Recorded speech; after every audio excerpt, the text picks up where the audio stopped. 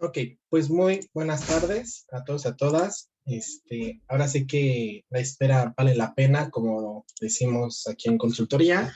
Antes de dar comienzo a la clase del día de hoy de nuestro curso sobre tratamiento penitenciario y presentarles al docente, les quiero hacer unas indicaciones respecto a quienes están acompañando a través de la página de Facebook en esta clase en vivo y a quienes están acompañando a través de la sesión de Zoom. Como saben, en cada una de nuestras capacitaciones damos acceso gratuito a las primeras clases de alguno de nuestros cursos, diplomados, o hasta un día de nuestros simposios o congresos.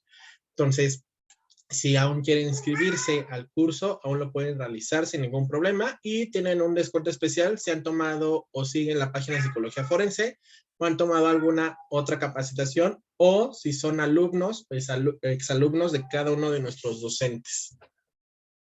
Y bueno, antes de iniciar, les queremos hacer la invitación a que nos visiten y que se suscriban a nuestra página web oficial. Viene ahí el enlace. Durante la clase del día de hoy va a aparecer en el chat, quienes estén a través de Zoom, va a aparecer el enlace y quienes estén en Facebook va a aparecer en la sección de comentarios.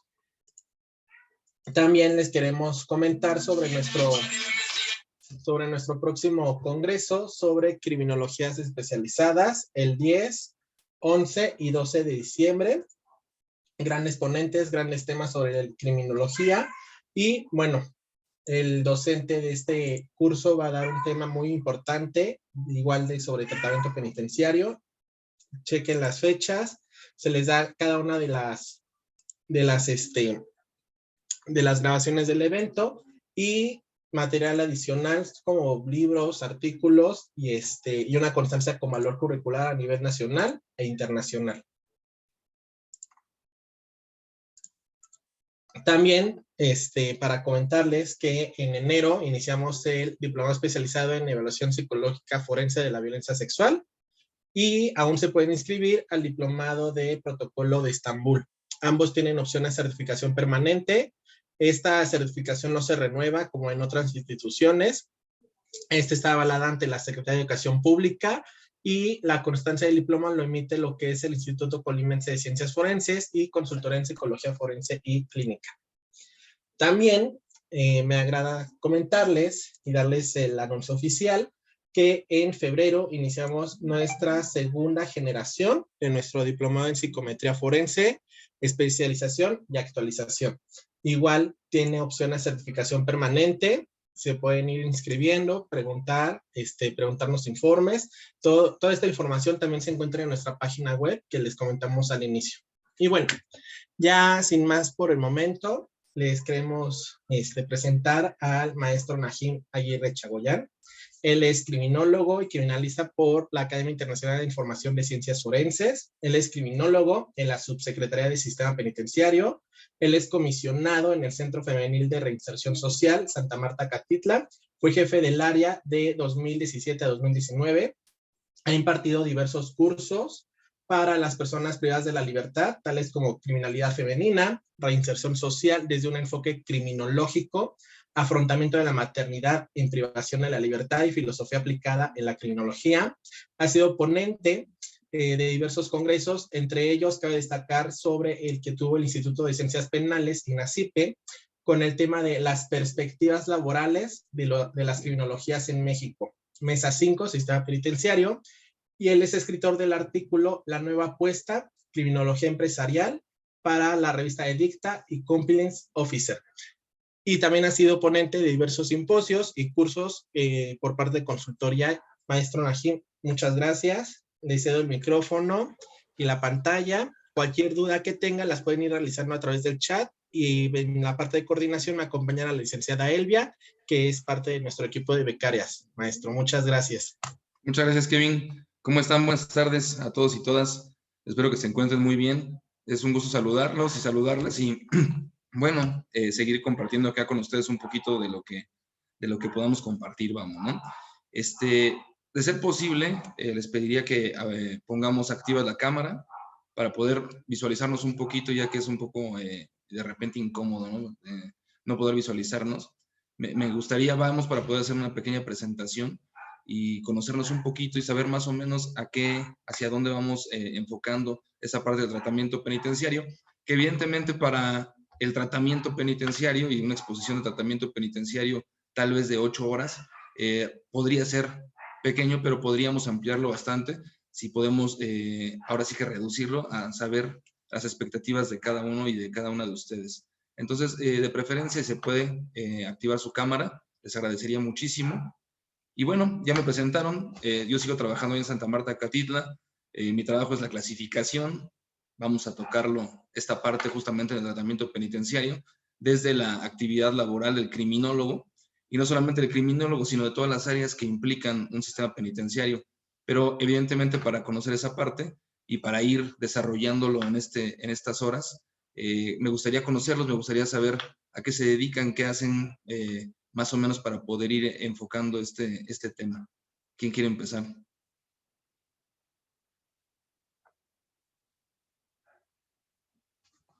¿Quién inicia? ¿Quién dice yo? Algo muy, vamos, muy simplista si queremos ponerlo así, ¿no? Adelante, Elvia. Hola, mucho gusto. Mi nombre es Elvia.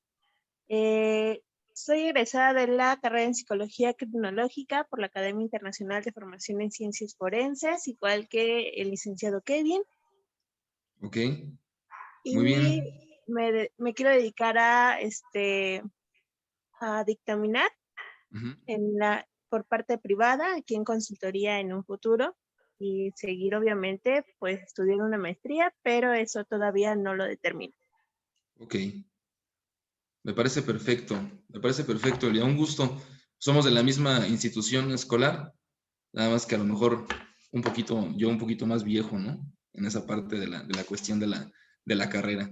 Muy bien, un gusto, Elvia, un gusto tenerte por acá. Oye, una preguntota, ¿alguna visita a un reclusorio? ¿Tienes algún tipo de experiencia?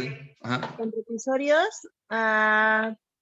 no pude ir al reclusorio, creo que solamente estuvimos en psiquiátricos y, en psiquiátricos más que en reclusorio. Está el profe Vicente, pero no tuve la oportunidad de ir con él al reclusorio. Ok, muy bien, Elvia. Muchas gracias y un gusto. Encantada, maestro. Voy a activarle los micrófonos a quien tenga la manita arriba y primero fue Sandra. Claro que sí, muchas gracias.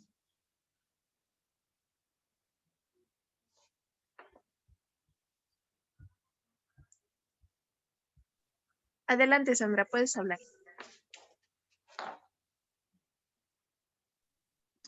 Hola, buenas tardes a todos. Buenas tardes, profesor. Yo vengo del Colegio Michel Foucault. Estoy estudiando una maestría en Criminología Crítica y Violencia de Género.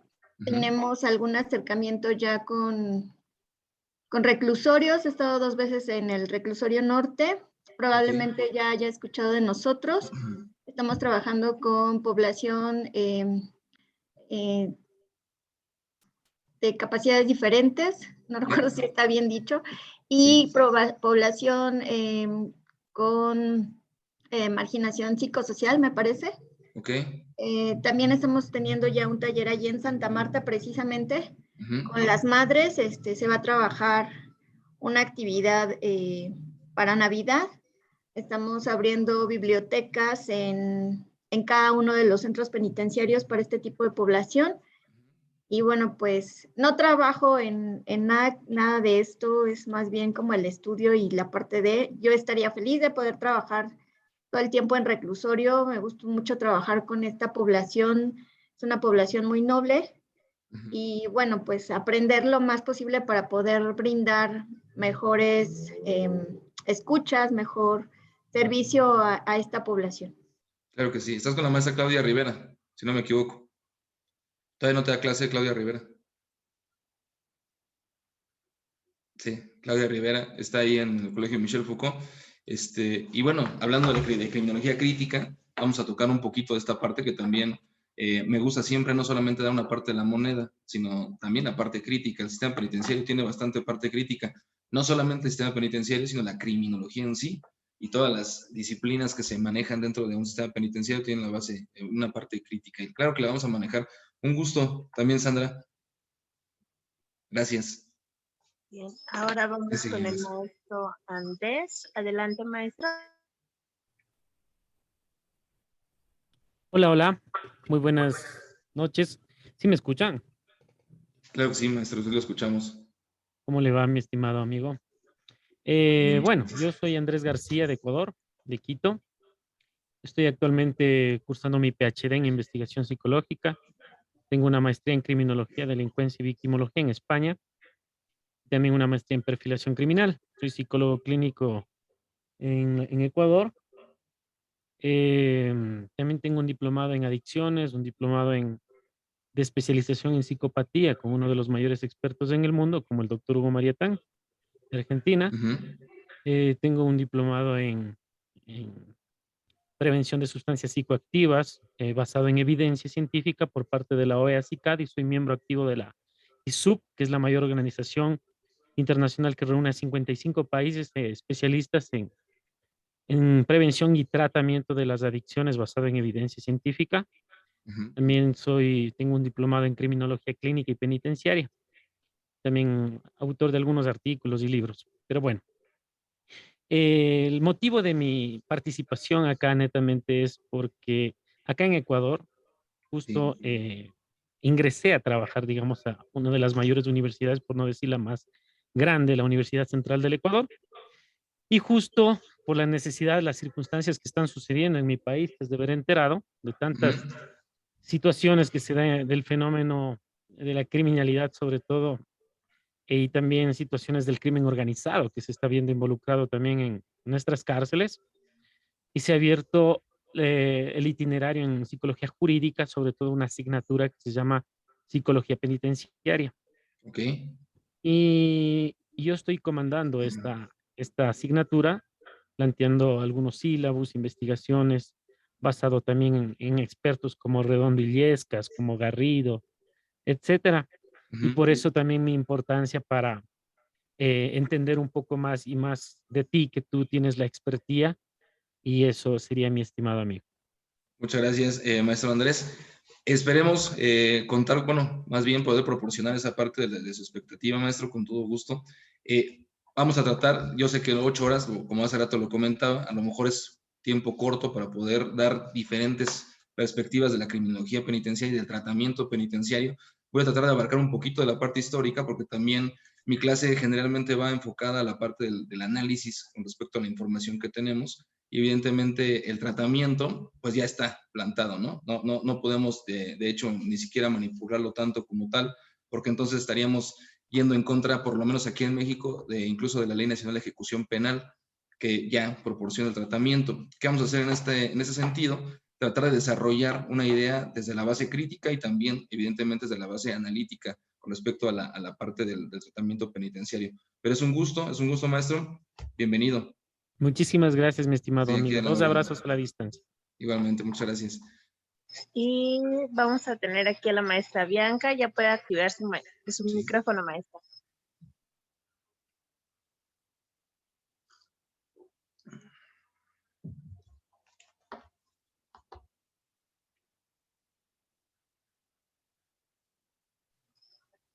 Maestra Bianca, ya puede activar su micrófono.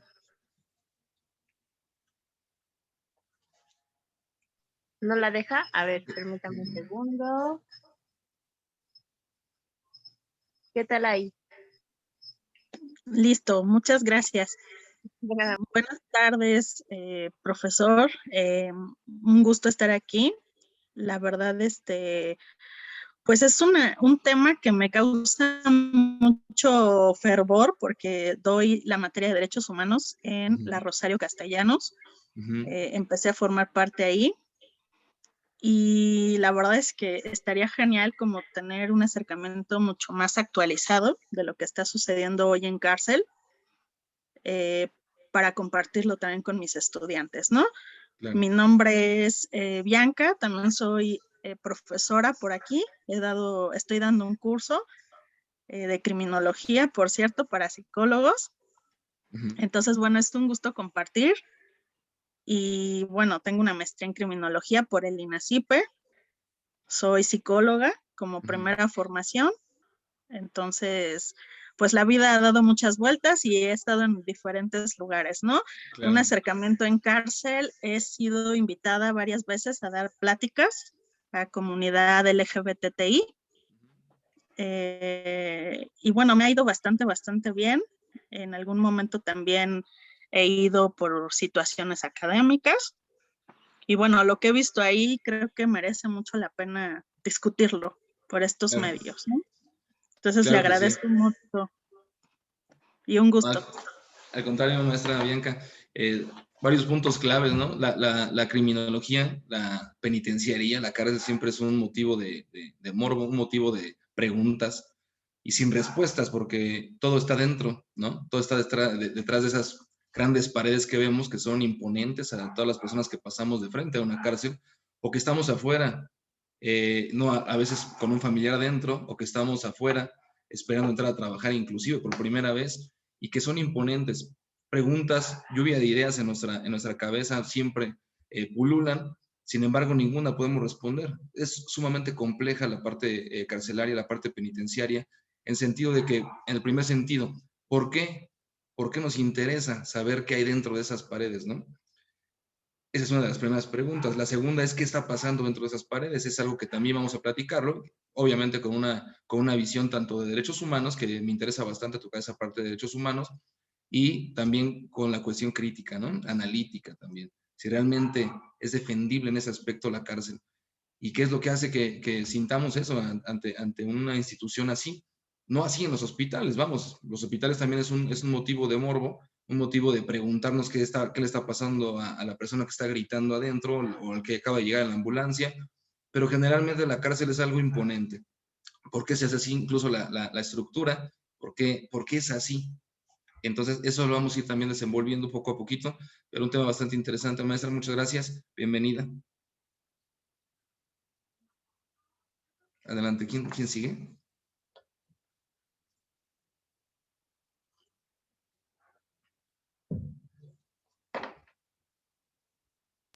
Creo que ya no hay más manitas levantadas, maestro. Ok.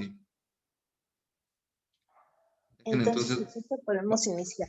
Claro que sí, vamos a iniciar. Ah, bueno, dice Karen, que ella. A ver, permítame. Ok, adelante.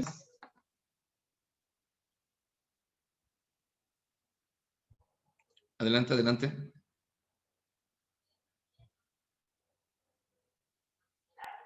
Karen, no sé si me podrías apoyar, por favor, levantando tu mano en la función que tienes ahí de levantar mano, justamente.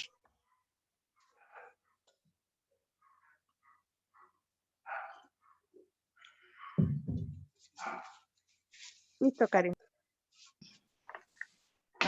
Ya. Mi nombre es Karen. Soy egresada de la carrera de psicología en la FE Zaragoza. Tengo un diplomado en psicología criminal y uno en psicología forense. Un acercamiento que tuve fue cuando realicé mi servicio social. Lo realicé en el Centro de Atención Especializado para Menores, bueno, lo que antes era el tutelar, de San Fernando. San Fernando. Ajá. Y pues al hacer mi servicio ahí, pues me gustó mucho y me gustaría trabajar en algún reclusorio o igual en la fiscalía y realizar dictámenes. No sé todavía, pero me llama la atención. Ok, Karen.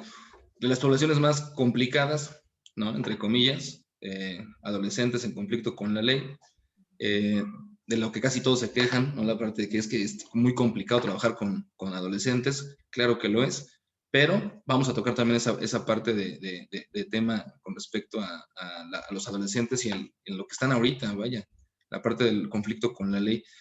Obviamente se ha intentado reducir esta parte del castigo hacia los menores en conflicto con la ley, sin embargo sigue estando presente, ¿no? Yo me desenvuelvo, les vuelvo a repetir, y por qué voy a empezar a ligar el tema. Soy criminólogo en Santa Marta, Catitla, en el femenil. Estoy en el área de criminología. Y no a mucha honra, déjenme decirles, porque aquí va la parte crítica, no a mucha honra. El 16 de noviembre, aquí en México, y en algunos otros lugares creo se celebró el Día del Criminólogo, y en una publicación así lo puse, ¿no?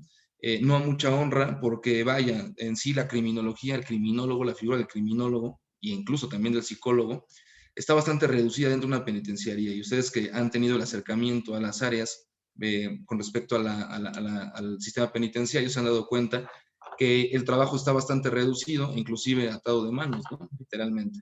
Tenemos que hacer bajo protocolos y bajo estándares que ya están puestos, sino desde la misma subsecretaría, que ahora está pasando por un tiempo de trance acá en México, por las leyes evidentemente que le siguen, ¿no? Bueno, que están encima de ella más bien. Entonces, estamos atados de manos. El tratamiento penitenciario, que es a lo que vamos ahorita, creo yo desde mi perspectiva, está bastante corto, insuficiente y sumamente disfuncional, inclusive hacia la población, si lo queremos ver a la parte varonil, que son los que, bajo estadísticas, no solo lo digo yo, lo dicen las estadísticas supuestamente, están, regresando, ¿no? Regresando, los varones regresan mucho más que las mujeres, eso lo vamos a tratar ahorita también, desde la perspectiva no nada más estadística, sino también desde la perspectiva analítica. Pero bueno, bienvenidos y bienvenidas nuevamente al curso de tratamiento penitenciario. Estoy abierto para cualquier duda que tengan, que se vaya dando, que vaya suscitando. Muchas veces es bueno irlo comentando en el momento para no tener que regresarnos. Entonces, eso sería solamente. Primero quiero iniciar con una pregunta que creo que es necesaria para todos los que nos atrae las cárceles, para todos los que nos atrae la criminología, a lo mejor la clasificación, la perfilación inclusive, y toda esta parte de la psicometría, para poder medir la mente o el pensamiento, inclusive la conducta, que es algo que siempre hemos querido hacer.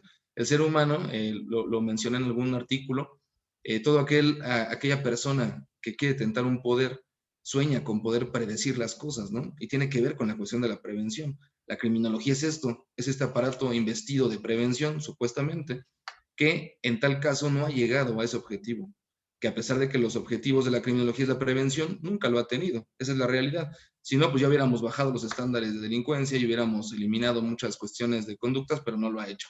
Sin embargo, se reviste de decir que es un aparato ideológico, yo lo llamaría así, un aparato ideológico, cuyo objetivo es la prevención, cuya no ha alcanzado, evidentemente, pero utiliza la cárcel como medio preventivo.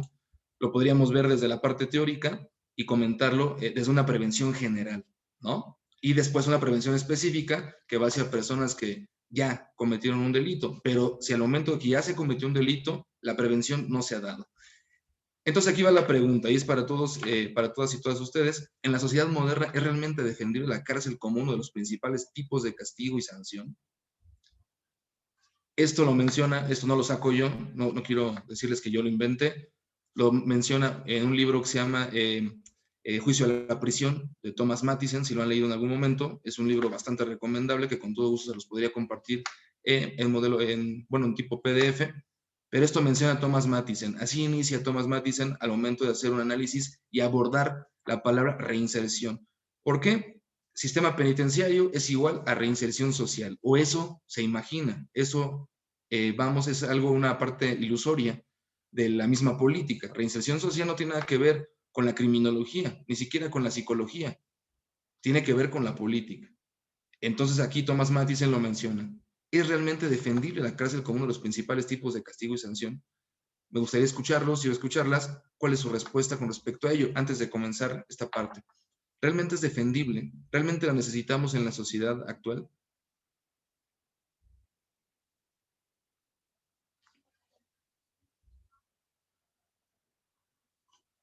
¿Qué opinan? ¿Sí necesitamos esos grandes muros y esas celdas frías donde podemos meter personas por haber cometido un delito y mantenerlas ahí durante años? Aquí tenemos 2 manos arriba, maestro. ¿Sí? 3, me parece. Primero le voy a ceder la palabra a Miriam, posteriormente a la maestra Bianca y hasta el último a Sandra. Claro que sí, muchas gracias. Adelante, Miriam. Buenas tardes, soy Miriam. Me dedico a defender personas que están privadas de su libertad. He tenido contacto con ellas en varios reclusorios, que es el norte, el sur y ahora en Chiconauta.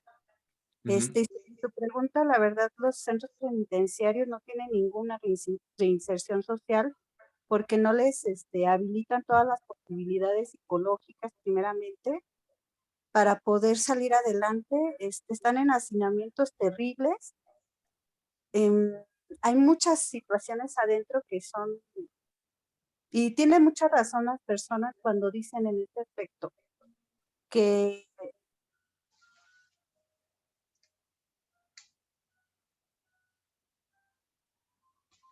Creo que ya no te escuchamos, Miriam. Bueno, yo no te escucho.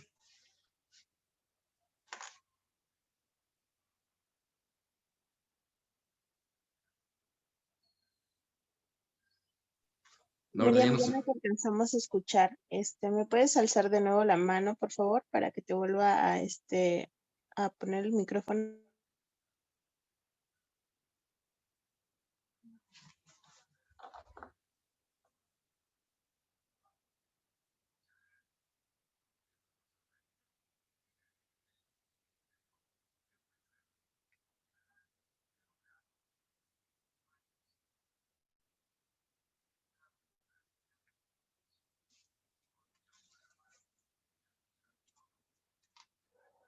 No. Gracias, Miriam. Ya voy. Gracias. Listo. Ya puedes continuar, Miriam. pues no hay ninguna reinserción como tal, porque hay muchas violaciones a los derechos humanos dentro de las cárceles. Es lo que yo he podido constatar, y más efectivamente en población masculina, porque desde el momento que no hay tantas celdas como para tanto hacinamiento de población, pues no se habla de una buena reinserción.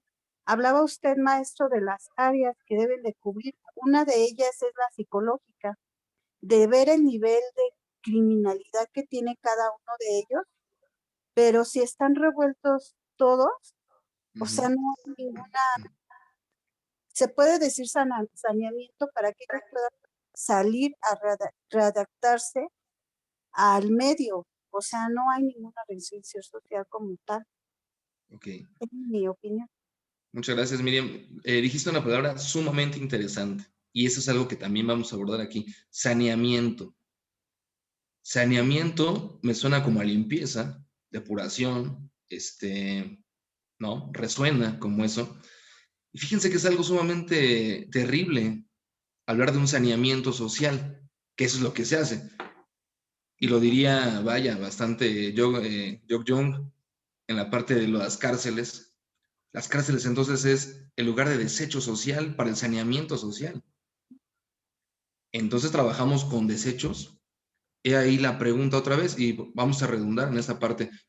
Estamos trabajando con desechos e intentando hacer un saneamiento del mismo desecho. Vamos, perdonen, no lo hago con la forma ni de insulto ni nada de este rollo, pero no les suena como las botellas PET que tiran y las que sí sirven las podemos reusar y las que no, ¿no? ¿No les parece que es como vaya, limpiar la basura? Por eso les pregunto, ¿realmente es la cárcel defendible en una sociedad, en esta sociedad en la que estamos viviendo actual? Vaya, vamos ahorita a ver un poquito del pasado, porque tenemos que verlo, porque tenemos que analizar justamente esa parte, por qué hemos llegado hasta acá con una cárcel así y por qué hemos llegado hasta acá sin poder llevar un tratamiento y ni se va a llevar. Ni siquiera se lleva a cabo, ni se va a llevar a cabo, eso se los aseguro. Pero la cuestión aquí es precisamente eso. Estamos tratando de renovar seres humanos, ¿para qué? Y si es que estamos tratando de hacer un saneamiento social, trabajando con el desecho social que supuestamente está dentro de los centros de exclusión social, ¿para qué queremos limpiar esos desechos? ¿Quién más quiere comentar algo? Adelante. Gracias, Miriam. De nada, maestro. Muchas gracias. Adelante, maestra Bianca. Muchas gracias. Bueno, yo aquí ya de platicona, pero bueno, es un tema que me llama mucho, ¿no? Y como dice la pregunta, ¿es realmente defendible la cárcel? Yo creo que la cárcel hoy tendría que repensarse. La cárcel lleva siglos, desde que empezó como se conoce el día de hoy, nada más habría que leer a Michel Foucault en Vigilar y Castigar. Claro. Y alejarnos bastante tiempo, ¿no? Lo triste es que lo que hay que cambiar no es la cárcel, hay que cambiar los modelos políticos, económicos de la sociedad para que funcionara un discurso como es el carcelario. ¿Por qué? Porque hablar de reinserción tendríamos que cambiar también a la sociedad. La sociedad no está madura para recibir gente que ya llevó un proceso de privación de libertad, porque para ellos se queda la etiqueta de delincuentes. Entonces, de entrada, es como un rechazo. Yo no te quiero aquí, delincuente. Aparte de que habría que hablar de lo que es el chivo expiatorio. Claro. Entonces, finalmente, los delincuentes son el chivo expiatorio de aquello que no queremos hacer consciente, los que no somos criminales, los que no cometemos cosas que están mal, ¿no? Entonces, es como muy cómodo. Yo los invitaría ahí como a reflexionar, leer un libro que me encanta que se llama Las cárceles de la miseria de Loïc Bacquant. Loïc Bacquant, claro. Así es, que bueno, es una cosa terrorífica leer ese libro porque nos dice finalmente la cárcel es un negocio, no nos hagamos tontos, ¿no? Entonces, Claro. bueno, independientemente de que yo sé que usted trabaja en la cárcel, me parece muy loable y muy maravilloso escuchar que gente de adentro inclusive es crítica de su propio trabajo, ¿no? Claro. Y creo que eso es importantísimo de empezar a hacer. Muchas gracias. Muchas gracias a ti, Bianca. Fíjate que yo les comencé diciendo esto, ¿no? Se festejó ya el criminólogo y no me sentí bastante bien porque me dijeran felicidades, maestro, porque usted es criminólogo. No me siento muy bien de ser criminólogo y de trabajar dentro de la cárcel. Me siento muy bien de lo que puedo hacer dentro de la cárcel y es a lo que voy a tratar de desarrollar esta parte. Tratar de cambiar un sistema político es imposible desde donde estamos, literal. O sea, no hay forma, no se puede. Estamos atados de manos. Es más, por si quisiéramos incluso postularnos y votar por otro, o no votar, o votar por otra persona, por otro partido, es exactamente lo mismo. Ustedes se dan cuenta, no hace falta inclusive tanta historia. Yo creo que con los años que nosotros llevamos observando la política, es imposible hacer un cambio.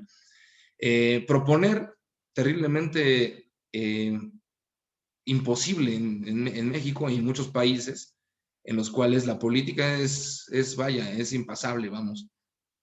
Lo que sí podemos hacer es trabajar dentro de un sistema y hacer nuestro trabajo de manera diferente. Eso es lo que yo, por lo menos, me he encargado, ¿no? Es lo que trato de encargarme día con día en donde yo trabajo, tratar de hacer las cosas diferentes, aunque sé que la cárcel para mí no es defendible. Para mí no es defendible un sistema penitenciario, para mí no es defendible, sin embargo estoy allí y trato de hacer lo mejor posible. Bueno, eso lo vamos a ir tratando conforme vayamos viendo la parte del tratamiento. Y sí, Loïc Bacquant no solamente ese libro tiene que es terrible, sino también castigar a los pobres. Es terrible también saber que las cárceles están llenas de pobres, que son muy pocos los que están dentro, que con un poder adquisitivo bastante elevado, por ejemplo, un Carlos Slim o varias personas de ese tipo, que evidentemente no pudiesen o no deberían estar dentro de la cárcel porque pues, no son delincuentes, no se les investiga, ¿no? Pero el clásico delincuente de esquina, llamémoslo así, el clásico ladrón, el clásico, pues de esquina, vamos, el que vende droga en el punto y toda esta parte, pues sí está ahí dentro. Pero vamos a ir tocando esa parte. ¿Alguien más falta? ¿Alguien más quería comentar algo? Sí, Sandra, voy a activarte tu micrófono, Sandra, para que puedas participar. Adelante, Sandra. Gracias. Bueno, yo me quedo pensando que no es como tanto el espacio físico, ¿no? Sino la estructura que tiene este sistema penitenciario. Y si no mal recuerdo, como lo dice Zaffaroni o Lombroso, no me acuerdo cuál de los dos, ese poder punitivo también se refleja en la cárcel, porque no hay algo donde digas, esta persona sale y se va a reincorporar a la sociedad. Simplemente el que te pidan una carta de antecedentes no penales ya es una situación que va a generarle un conflicto a esta persona. Entonces, realmente no hay una reinserción social. ¿Y cuánta gente, al menos con la población que nosotros hemos estado trabajando en el Michel Foucault, está por una cosa tan sencilla, tan simple? Nos tocó escuchar el caso de un señor que tenía hambre, si no mal recuerdo parece esquizofrenia, y se comió un pollo en un Walmart. Entonces dices, ¿cómo es posible que una persona en una situación como esta esté ahí? Y estaba la otra cara de la moneda. Hay una persona, no recuerdo obviamente el nombre, que es, me parece que de descendencia árabe, con mucho poder adquisitivo, y obviamente su estadía es totalmente diferente a la de este señor que se comió un pollo en un Walmart. Y la razón obviamente es totalmente diferente. Pero el hecho de ver cómo lo tratan a él, incluso los mismos reclusos, y cómo es la misma, ¿cómo se puede decir? También se ve como la evidencia, ¿no? O sea, el poder hacia afuera no es nada más hacia afuera, también es adentro. Y quien tiene más es quien pues puede ejercer más poderío, más situaciones de este tipo, ¿no? Entonces realmente no hay un sistema penitenciario que pueda tener esa facilidad de reinsertar a las personas socialmente para que puedan ser personas productivas, para que puedan tener una vida más, tal vez más digna, sin que se le violenten sus derechos humanos, ¿no? Entonces está muy difícil, está complicado. Y no, yo creo que nuestro sistema penitenciario está muy lejos de llegar a eso, ¿no? Yo me acuerdo cuando decían Lecumberri, ni siquiera había clasificaciones o no tenían las poblaciones separadas, ¿no? O sea, había de todo en la cárcel de Lecumberri. Muy bien, Sandra, muchas gracias.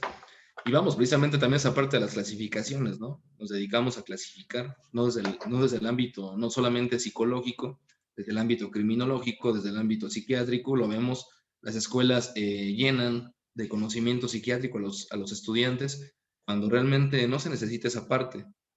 Realmente, yo hace un año hice una conferencia vía Facebook que le puse el título de un libro que decía psiquiatría para criminólogos y criminología para psiquiatras. Yo le puse locos criminólogos y psiquiatría para criminólogos, ¿no?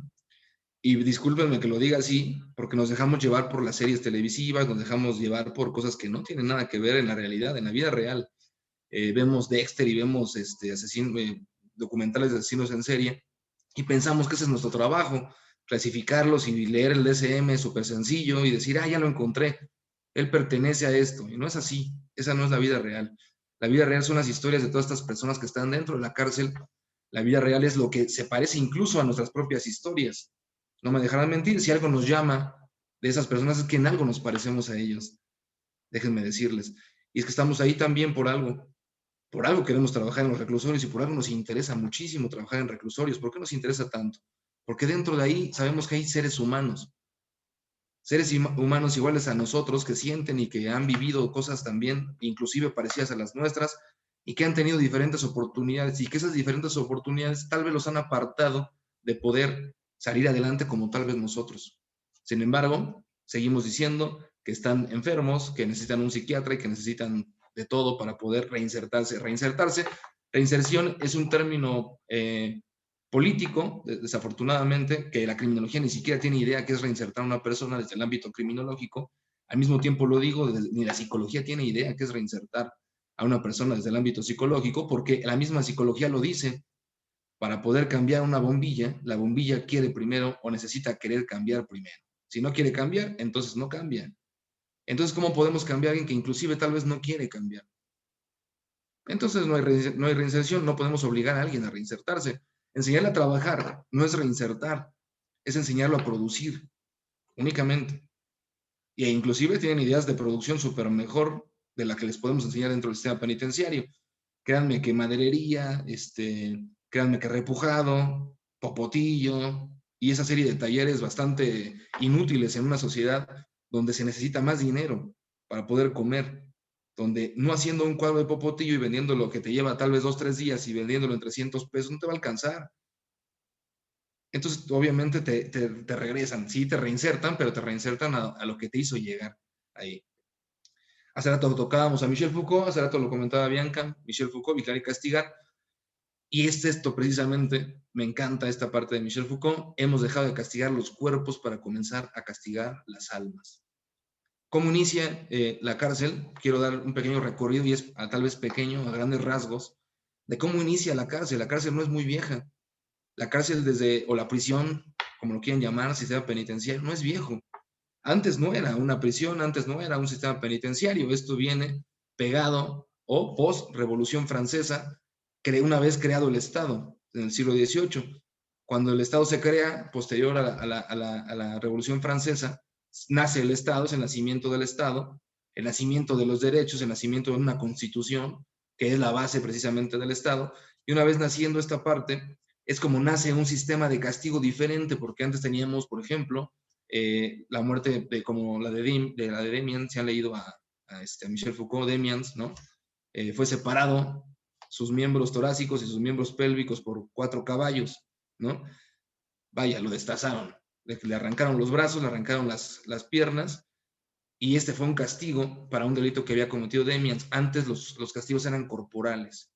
De repente, Francia y la Revolución Francesa dice, bueno, ok, ya no vamos a matar gente, ya no vamos a utilizar la guillotina, dejémonos de guillotinas y dejémonos de este tipo de cosas, vamos a generar un artefacto nuevo, un dispositivo nuevo para poder generar un castigo como primera ratio.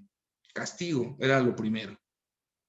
Recuerden que veníamos de una base a lo mejor de castigar, precisamente por eso se llama este libro, Vigilar y Castigar. Vamos a castigar a estas personas por un delito que hayan cometido, y con este castigo vamos a prevenir que otras personas cometan delitos. Conforme el resto de la sociedad lo vea, el resto de la sociedad va a decir, no, pues yo no quiero delinquir, entonces mejor me abstengo de cometer un delito para que no me vayan a arrancar los brazos y las piernas como a Demian, ¿no?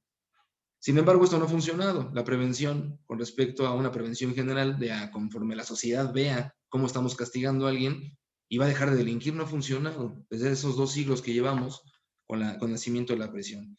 El nacimiento de la prisión, menciona Michel Foucault, viene en el siglo XVIII, primero como un dispositivo de castigo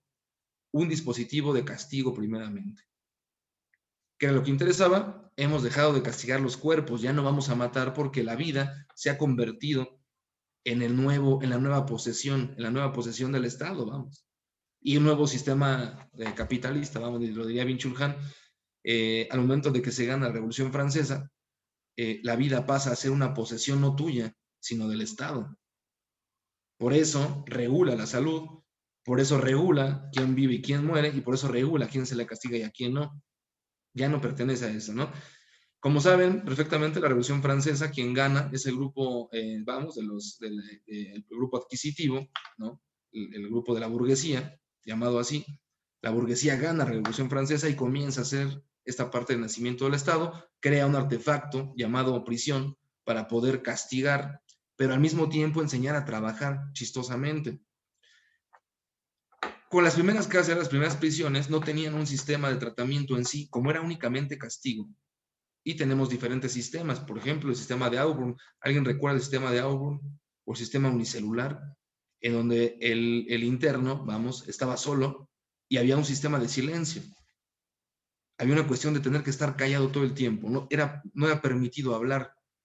Tenían que estar callados todos. Lo único que tenían permitido era leer la Biblia. Entonces, esto no era castigo como tal, era un tipo de castigo y una redención por medio de la Biblia. Así se crea, por ejemplo, uno de los primeros sistemas dentro del tratamiento penitenciario, la educación. Iba un sacerdote a las cárceles, les enseñaba a leer la Biblia, porque muchos de las personas que estaban dentro de la prisión no sabían leer. Esa es la realidad. Muchos eran obreros. Es más, ni siquiera obreros, eran campesinos. Muchos de la población, de la primera población penitenciaria, dentro de una prisión ya creada como un dispositivo del Estado, dependiente del Estado, trabajaban en el campo, eran artesanos. Cuando gana la burguesía dice, bueno, pues todos van directamente a la parte de la fábrica. No me importa si tengan el desempleado, vamos, siempre ha sido castigado y siempre ha sido mal visto. El que limpia parabrisas siempre ha sido un improductivo para la sociedad. ¿En qué sentido improductivo? Pues porque no produce nada, pero no sabemos por qué decimos eso, ¿no? Esta persona es improductiva, no hace nada, se la pasa drogándose y limpiando parabrisas. Para él es productivo. Él produce su droga, vamos. Y la produce de manera en que limpia un parabrisas y para él es su trabajo, pero no paga impuestos. Entonces, como no paga impuestos, es improductivo para la sociedad. Y entonces, si comete un delito, pues va directamente al norte, o va directamente al sur, o va directamente a cualquier otro reclusorio, porque es improductivo. Lo primero que te preguntan los policías cuando te detienen en alguna esquina es ¿a qué te dedicas? Para saber a quién estoy deteniendo y si puedo soltarte o no puedo soltarte incluso. Si no tienes trabajo, pues mejor te llevo al MP y que el MP decida tu situación. Si trabajas para el sistema penitenciario, probablemente te puedo dejar ir porque somos compañeros. Y ahí la gran diferencia, ¿no? Entonces, cuando la burguesía gana esta parte, a los campesinos, a los artesanos, a todas estas personas que se dedicaban a su trabajo, los empieza a meter a estos sistemas porque no querían trabajar, porque eran improductivos. Entran al sistema penitenciario y entra el segundo modelo de reinserción o de tratamiento, el trabajo. ¿Ok? ¿No quieres trabajar? Dentro de la prisión, dentro de este dispositivo, yo te voy a enseñar a trabajar para que cuando salgas de este dispositivo sepas trabajar y no te vayas al campo, no seas un improductivo, no hagas tus artesanías, no estés perdiendo el tiempo, no estés en el ocio.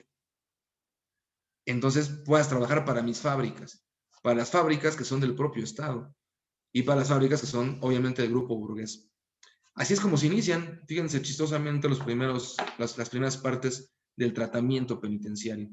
La educación para leer la Biblia, que primero iba un sacerdote, pero el sacerdote de repente se aburrió de ir y mejor era más fácil enseñarle a un interno a leer y que ese interno les enseñara a los demás internos que él estar yendo siempre. Y es como nace. Este sistema se sigue llevando a cabo, ¿eh?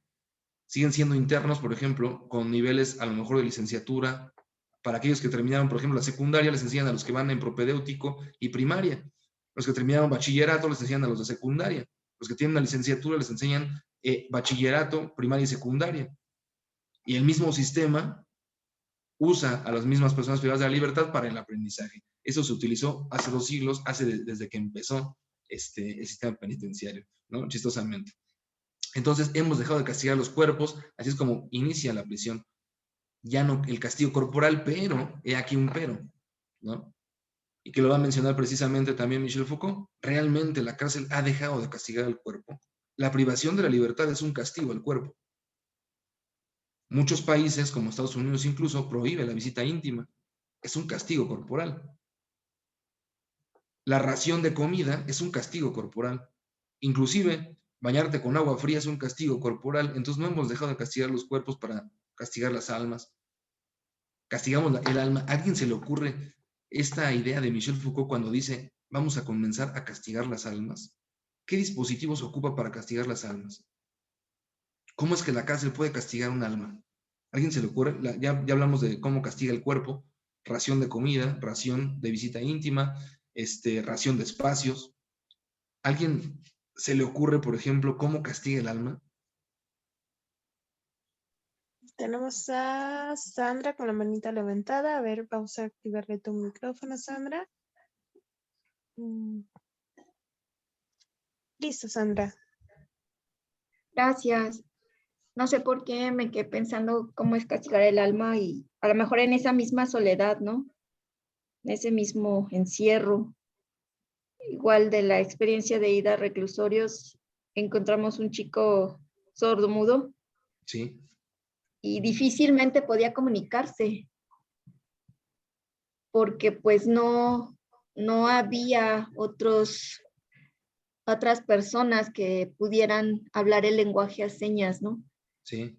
Y también, al menos a mí en lo personal, me hizo darme cuenta de cuánta falta me hace aprender muchísimas cosas todavía, ¿no? De qué manera puedes apoyar a una persona si no tienes como lo básico, el lenguaje, y en este caso el lenguaje a señas. Claro. Y no hay manera, vaya, difícilmente puedes comunicarte, ¿no? Entonces, creo que es una manera también de castigar, ¿no? De limitar, pues sí, de no corporal, pero sí tal vez como a nivel de no comunicarte y no saber y no decir qué es lo que pasa o qué es lo que te sucede, ¿no? Claro. Y esa misma falta de comunicación puede llegar a violentar sus derechos como persona, porque si no hay un intérprete, si no hay quien pueda entenderlo, simplemente un abogado que pueda entenderlo a la hora de presentarse en su en su juicio o en donde se esté presentando por lo que lo estén culpando, pues también está impresionante. Entonces creo que es una manera muy, a lo mejor no así como de te estoy golpeando, pero sí te estoy agrediendo, ¿no? Claro. Castiga el alma. Claro que sí, castiga el alma. Esa parte de la soledad que tú dices, claro que sí. Alma, psique, ¿no? Psique, alma. Psicología, estudio del alma.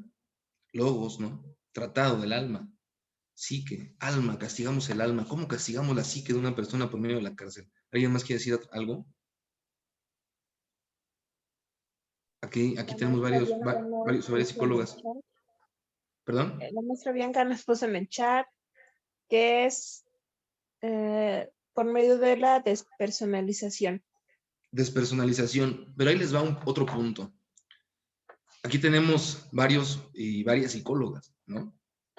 ¿Desde qué momento el psicólogo, y que yo quisiera que los psicólogos o las psicólogas me respondieran esta parte, desde qué momento el psicólogo se da cuenta que esta persona empieza a modificar patrones de conducta que le llevaron a esta persona a una conducta violenta o a una conducta de rompimiento de las leyes? ¿En qué momento se dan cuenta cuando esta persona empieza a modificar o realmente quiere modificar?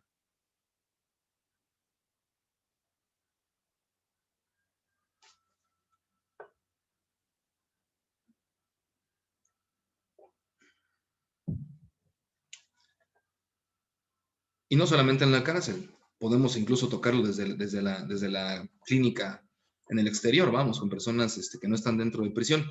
¿En qué momento se dan cuenta que una persona realmente quiere modificar o quiere cambiar? ¿Qué pauta siguen para poder entender que esta persona realmente quiere cambiar o quiere modificar?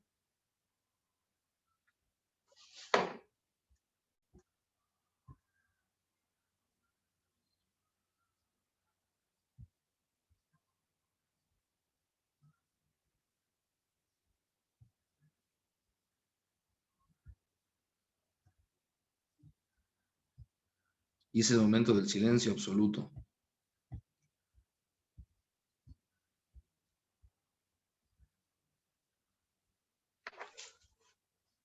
¿Cuánto nos damos cuenta? Ajá. Perdón. Bueno, tal vez no tengo la experiencia que muchos aquí presentes, pero cuando estamos hablando de un cambio dentro de lo conductual, pues obviamente es mediante la observación. Por ejemplo, no es lo mismo que me llega a la mente, no es un caso que conocí, más bien que pude escuchar, de una persona que pues ya está reinsertada, por así decirlo, dentro de la sociedad. Sí. Él decía que, bueno, cuando él ingresó no llevaba ni siquiera la primaria terminada, ¿no? Por sus situaciones socioeconómicas, entre otros factores. Él decía que quería cambiar dentro de prisión porque les iba muy mal allá adentro. Entonces, él empezó como a ir a sus clases que usted, por ejemplo, comenzó en la cuestión de educación. Y al momento que sale, pues hubo un cambio conductual no muy marcado, pero sí se alcanza a percibir, ¿no? Porque él, por ejemplo, ahorita ya tiene un trabajo, es obviamente comerciante dentro del comercio informal, por obviamente que las empresas todavía no coinciden esa idea de no tener a una gente que fue expresa o estuvo en reclusión en un momento en algún centro penitenciario. Sí. Entonces, él, por ejemplo, me comentaban que ya, pues ahorita está como en un trabajo, trata de conseguir una pareja y demás. Entonces, tal vez no hubo tanto cambio dentro de su vida previa a la reclusión a una posterior, pero sí hay un cambio no muy notorio, es como muy leve. Es en la parte de, pues, de hacerlo saber, ¿no? Si uno como una persona recluida realmente quiere cambiar, no solamente va como cuando vamos a terapia, por ejemplo, de es que quiero cambiar, pero no hago nada para no hacerlo. Entonces considero que es esa parte. Y citando este ejemplo, recuerdo algo que me dijo una profesora en su momento, que fue que la única diferencia que tenemos los que estamos afuera y no estamos en reclusión como ellos, a los que están adentro, es que ellos cometieron un delito y fueron atrapados. Claro. Muy bien, muchas gracias. ¿Alguien más? Otra pauta. Acá dijeron la observación. Muchas veces en los centros penitenciarios, sumamente complicado hacer la observación, igual que con las personas de afuera, que a lo mejor aquí viene justamente tal vez la respuesta, ¿no? Nos guiamos por lo que nos dicen. Es el discurso que nos dicen. Si la persona llega y les dice, ¿qué cree, Lick? Ayer en la noche estaba pensando y me acordé de lo que hice y me puse a llorar. Estoy sumamente arrepentido de haberme subido a esa combi, de sacar un arma o al transporte público, sacar un arma y despojar de sus pertenencias a tantas personas que venían de trabajar. ¿Qué decimos? ¡Ay, está cambiando! Se está reinsertando, se está dando cuenta, está arrepentido. Su alma está afectada por lo que hizo, porque si no fuera un desalmado. Un desalmado es una persona que su psique está completamente mal, ¿o no? Porque un desalmado, ¿qué es un desalmado? Una persona con una psicología desviada, lo llamarían desde la parte de la desviación, desde la teoría de la desviación, porque el alma está mal. El alma, desde la parte filosófica, es el acto, la potencia, lo que nos hace hacer las cosas. Entonces, cuando castigamos el alma, hasta desde la base psicológica, estamos castigando al alma. Cuando le decimos a la persona, visualiza lo que hiciste, fíjate en lo que hiciste, piensa en lo que hiciste y ahora arrepiéntete de tus pecados. Y ya que te hayas arrepentido, analízalo y después vienes y me platicas qué sentiste, aunque no lo sienta, ¿eh? ¿Han leído a Albert Camus? Albert Camus, o Albert Camus, como se conoce. Hay un libro que se llama El extranjero. El extranjero es un libro que yo les recomiendo mucho a las personas que les gusta la psicopatología, ¿no? Y que buscan la psicopatía y la sociopatía y que quieren saber sobre esa parte. Habla de algo muy apegado a esa parte, ¿no? Habla muy apegado a esa parte de la sociopatía, de la psicopatía, pero desde una perspectiva diferente. ¿Por qué es castigado el extranjero, no? ¿Por qué se le condena a muerte al extranjero? Precisamente por eso. Aquí va. El nacimiento de la prisión, entonces, como lo comentábamos, como dispositivo humanitario, como en algún momento se conoció. ¿Por qué era humanitario el dispositivo? Precisamente porque ya no se iba a matar a las personas, ¿no? Ya no se les iba a desollar frente de la gente, ya no se les iba a colgar, ya no se les iba a cortar las cabezas con la guillotina, que precisamente la guillotina fue uno de los primeros instrumentos humanitarios dentro del castigo. Se utilizó para matar a una persona con relación al rey, de hecho. De castigo que se remonta entre los siglos XVI y XVII. Se establece como figura de sanción penal durante el siglo XVIII, posterior a la Revolución Francesa, y toma fuerza como dispositivo de tratamiento preventivo resocializante en el siglo XIX. Tratamiento preventivo resocializante. Eso es justamente lo que vamos a tratar aquí. La parte humanitaria como nacimiento de la prisión, que aquí tenemos una prisión humanitaria, de las primeras prisiones humanitarias en esta fotografía, se remonta a estos siglos XVI y XVII, antes de la Revolución Francesa, cuando nace el Estado como tal, fundado bajo una constitución política, ¿no? Bajo Estado de Derecho, como se le conoció después, porque precisamente se recarga en una constitución entre derechos y obligaciones. Nace como una sanción penal. Cometiste un delito, infringiste la ley, te vas a la cárcel. ¿Han visto una película que se llama Sueños de Fuga? Bueno, a quien tenga Netflix, ahorita está hecho esa película, se llama Sueños de Fuga. Búsquenla. Está interesante para ver esta parte de la sanción penal. El castigo, solamente como sanción penal dirigida hacia la parte del derecho. Es como el derecho y la política jalan al dispositivo carcelario, jalan a la cárcel para hacerlo suyo y utilizarlo como forma política. ¿Por qué sirve como forma política la cárcel? Pues evidentemente, mientras más prisioneros tengas, más trabajo de seguridad estás haciendo, ¿no? Eso es lo que pedimos. Pedimos que se muera en la cárcel la persona que se subió a la combi y que asaltó. Pedimos que se muera en la cárcel la persona que mató y bla, bla, bla. Solicitamos esas penas. Hace rato comentaban que los malos estén dentro, ¿no? Pero también nosotros cuando votamos por la pena de muerte, estamos siendo parte de un homicidio. Y levantamos la mano, justamente. ¿Quién vota por la pena de muerte? Yo. ¿Quién por 60 años de castigo a secuestradores y violadores? Yo. Y así, ¿no? Entonces solicitamos cárcel, evidentemente, porque creemos que esa es la forma, porque ese es el chip que traemos desde que nacemos, desde nuestra parte ideológica, desde los dispositivos de control social informales, como son la religión, la televisión, los medios de comunicación, nos dicen que la cárcel debe de ser el dispositivo número 1 para poder castigar a las personas, ¿no?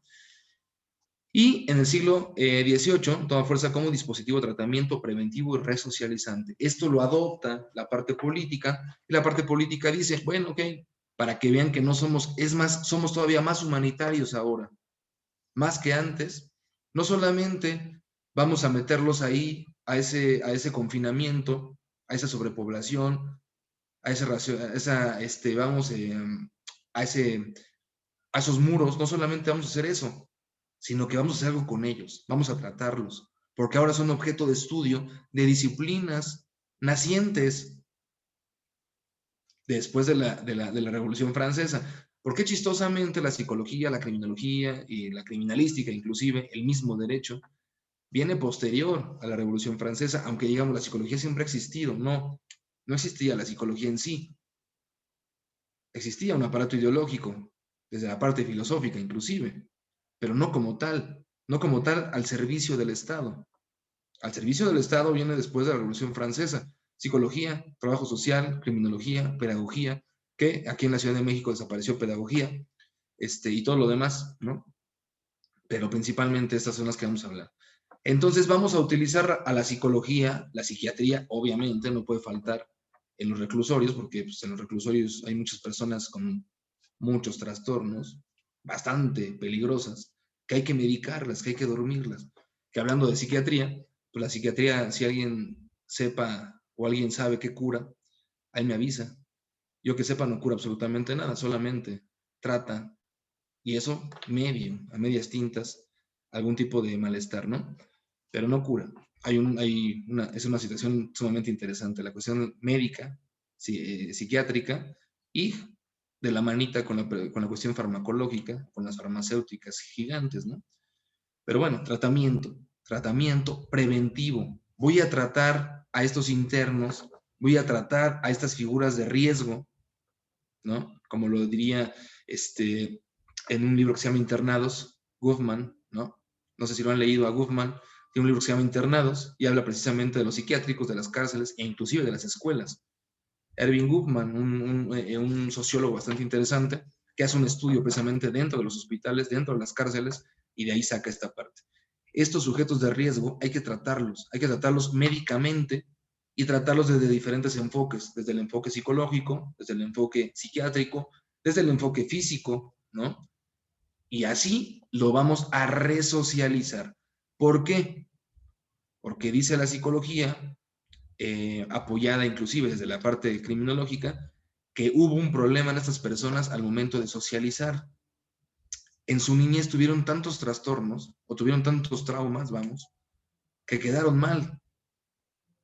Y eso que quedó tocado hay que tratar y de esta manera prevenir que cometan una conducta más adelante. Ya no prevenimos, pero si hacemos una prevención específica, como lo menciona la teoría, ¿no? Y una cuestión resocializante. Vamos a hacer que resocialicen, les vamos a enseñar a socializar, pero los tenemos que apartar de la misma sociedad. Los apartamos, les enseñamos a socializar y después los regresamos. Joe Jung tiene unos libros bastante interesantes con la parte de la nueva criminología y habla de una teoría bastante chistosa, ¿no? Él le llama la sociedad bulímica. La sociedad bulímica dice que los reclusorios forman parte de un cuerpo en sí, de la sociedad, que cuando tú naces a ese cuerpo de la sociedad te traga, vamos, te come. Entras a la sociedad, al cuerpo de la sociedad. Pero cuando ya no le sirves o cuando eres, vaya, un sujeto de riesgo, te va a expulsar, te va a vomitar. Y después va a intentar volverte a tragar, cuando en la parte de resocializar.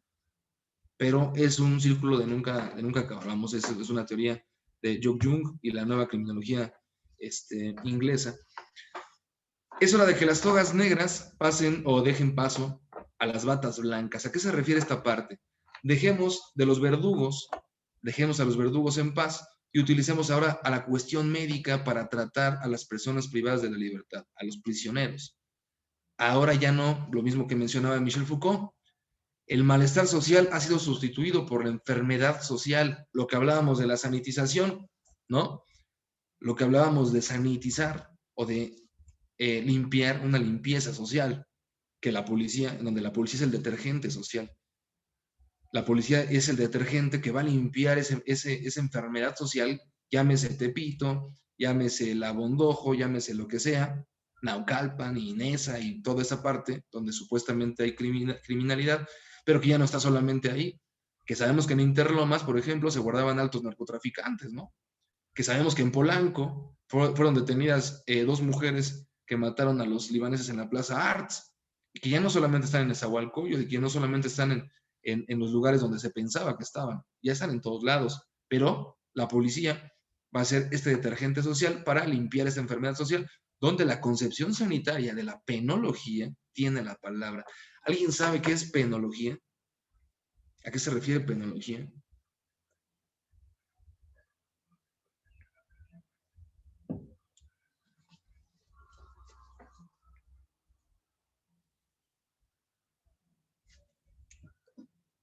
¿No?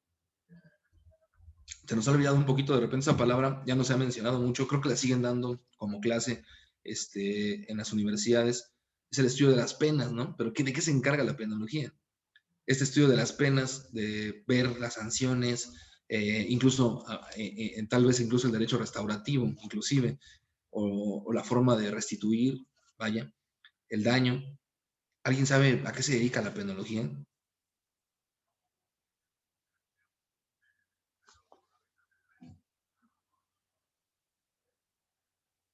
Bueno, es precisamente eso, ¿no? El estudio de las penas. Porque dice que la enfermedad social y la concepción sanitaria, la penología tiene la palabra, porque la penología va a decidir, de la mano con el derecho, cuántos años le damos a cada uno de los delitos, ¿no?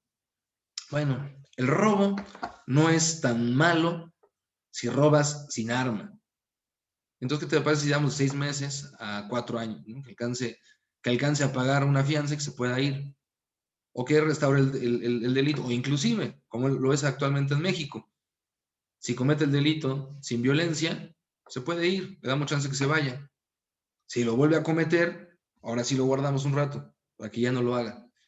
Ahora que si lo comete con un cuchillo, pues obviamente se agrava, hay un agravante. La penología hace el estudio de los agravantes y los atenuantes. ¿Alguien sabe qué es el agravante y el atenuante? Agravante, algo que agrava precisamente la conducta, cuando se hace con dolo, cuando se hace con alevosía y ventaja y bla, bla, bla. Y hay atenuantes.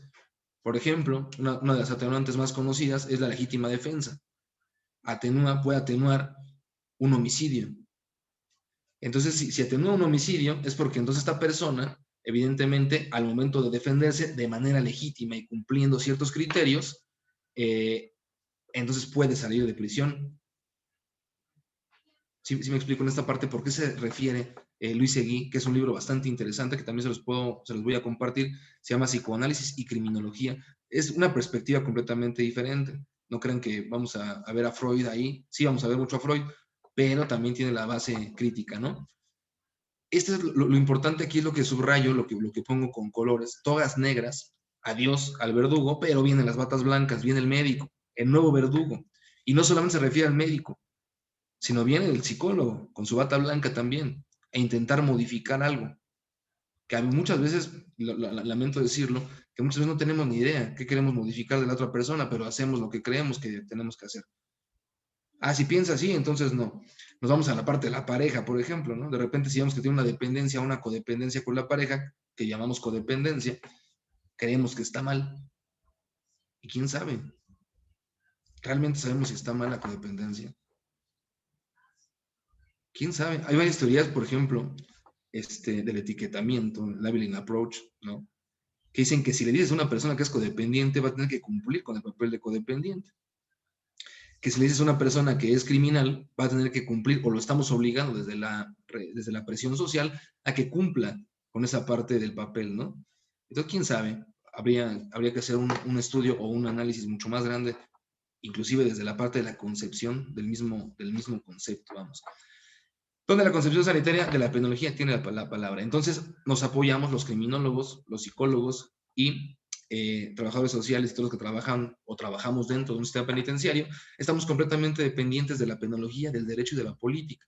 La política va a marcarnos el paso, va a decirnos qué es lo que vamos a abordar y cómo lo vamos a abordar. No podemos hacerlo de manera ligera, no podemos hacerlo conforme yo quiero hacerlo o conforme nosotros queremos hacerlo. Inclusive, por ejemplo, en Santa Marta, el criminólogo no hace absolutamente nada para la cuestión de la reinserción. Y se los digo con toda honestidad. Damos cursos, sí, pero es hasta ahí el seguimiento. Es un curso de 10 horas, si quieren. 10 horas donde podemos explicar por qué no deben de matar, por qué no deben de hacer esto, o por qué están siendo utilizadas por el mismo sistema, que es mi caso, por ejemplo, o cómo llevar a cabo inclusive ciertas actividades dentro del sistema penitenciario, pero no llevamos un seguimiento.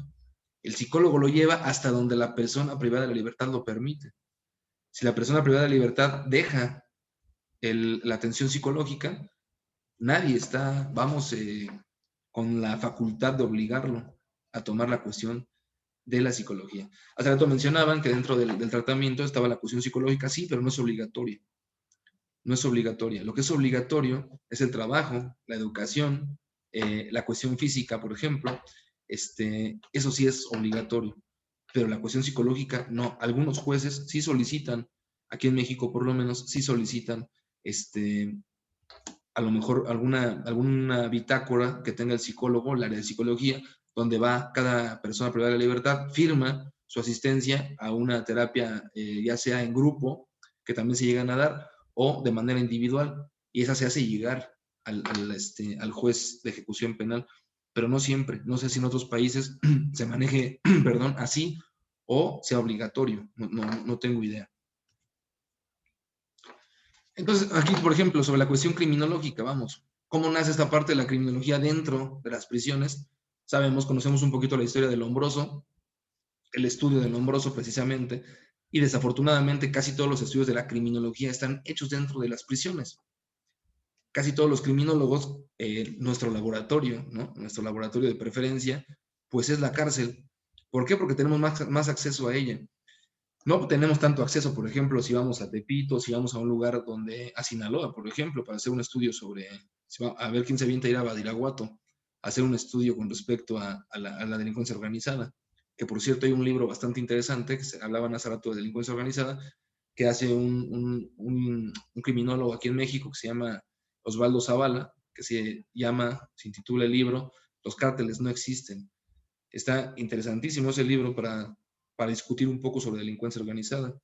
Pero a ver quién se aventaría a ir a Badiraguato a hacer un estudio sobre delincuencia organizada y a entrevistar a las personas que se dedican a la siembra de la marihuana de manera ahí, justo en el lugar donde ellos se encuentran. Creo que nadie. Nos aventamos allá al Cerezo, nos aventamos allá a los penales federales, ir a Santa Marta, ir al oriente, al norte, porque sabemos que ahí están detenidos y ahí van a estar. Pero de manera afuera casi nadie se atreve a tocar las zonas o puntos rojos que están marcados como tal de la delincuencia, ni en México ni en muchos países. Se avientan incluso más periodistas a hacer este tipo de cuestiones. Entonces, el criminólogo generalmente sus estudios están realizados y están basados dentro de las cárceles. Aquí es un error garrafal y déjenme decirles por qué, déjenme explicarles por qué. Si hacemos todo el estudio completamente dentro de las prisiones, estamos estudiando a personas que supuestamente ya cometieron un delito. Entonces, ¿cómo podemos prevenir si no conocemos a las personas que no han cometido un delito? O no hemos hecho un estudio en el campo donde no se ha cometido un delito. Y ahí la pregunta también, ¿Por qué no lo hacemos directamente a la sociedad? ¿Por qué nos dirigimos precisamente a las cárceles? ¿Por qué creemos que en las cárceles solamente están las personas que han cometido delitos? Y no es así. No es así. En el exterior hay muchas personas que también han cometido delitos. Hemos tal vez hasta cometido delitos. Pero es así esta parte de la cuestión criminológica, ¿no? Nace de la mano de la ideología positivista, lo vamos a comentar, aunque la criminología tiene un poco más de historia atrás, como todas las demás disciplinas. No de manera tal vez teórica científica, pero sí hay de manera, por ejemplo, la quiromancia, ¿no? Esta parte de la cuestión de adelantarnos a los hechos, pero nace bien de la cuestión positivista junto con Lombroso, Garófalo y Ferri, ¿no? La tríada criminológica, la bastante conocida tríada criminológica, que hace sus estudios antropológicos del hombre delincuente, con locos, los llamados locos, y con las personas que estaban privadas de la libertad, y de esto saca una tipología, la famosa tipología lombrosiana, de la cual dice vaya, de ahí nace precisamente también esta parte de poder encasillar e inclusive poder perfilar, ¿no? Ahora la perfilación podríamos llamarla que es psicológica supuestamente, pero en ese tiempo fue física, de manera antropológica. Con manera de legitimar el estudio científico, de alguna manera había que hacer científico lo que estábamos haciendo, vaya. Si el castigo iba a ser preventivo, un tratamiento preventivo resocializante, no podía estar alejado de la ciencia, tenía que estar de la mano de la ciencia porque entonces no iba a tener ningún tipo de validez. Recuerden que para que tenga algún tipo de validez lo que hacemos aquí, tiene que ser científico, aunque no lo sea, pero esté reconocido. Por ejemplo, aquí, ¿quién de ustedes piensa que la criminología es una ciencia? ¿Quién piensa que es una ciencia y por qué piensa que es una ciencia?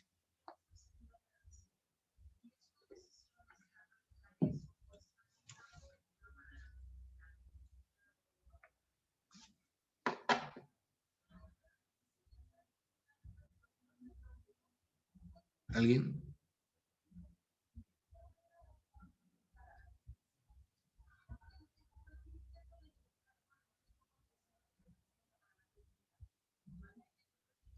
¿Nadie?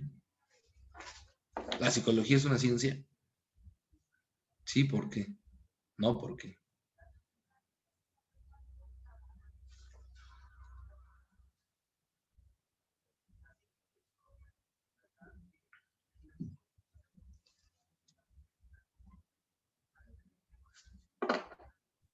Nos dice Ana María que sí, es una ciencia. Y yo también opino lo mismo, la psicología sí es una ciencia. ¿Por qué? Porque lleva una metodología, lleva un proceso, un seguimiento, igual que la criminología. No es solamente, por ejemplo, ¿cómo llamarlo? Pues sin que suene grosero, por así llamarlo. Bien. Sí. No es como que te levantas y, sí, voy a hacer psicología. ¿Por qué? Porque quiero. Sino que al hacer psicología y al estudiar psicología, tienes que saber todos los procesos que esto conlleva. Si bien te vas a enfocar a la forense, por ejemplo, o a la organizacional o a la clínica, todo lleva un procedimiento y una formación también. Ajá. Sí. Muy bien. ¿Quién más dice que sí es una ciencia? Y hay 2 sacados contra 1. Yo digo que no es una ciencia.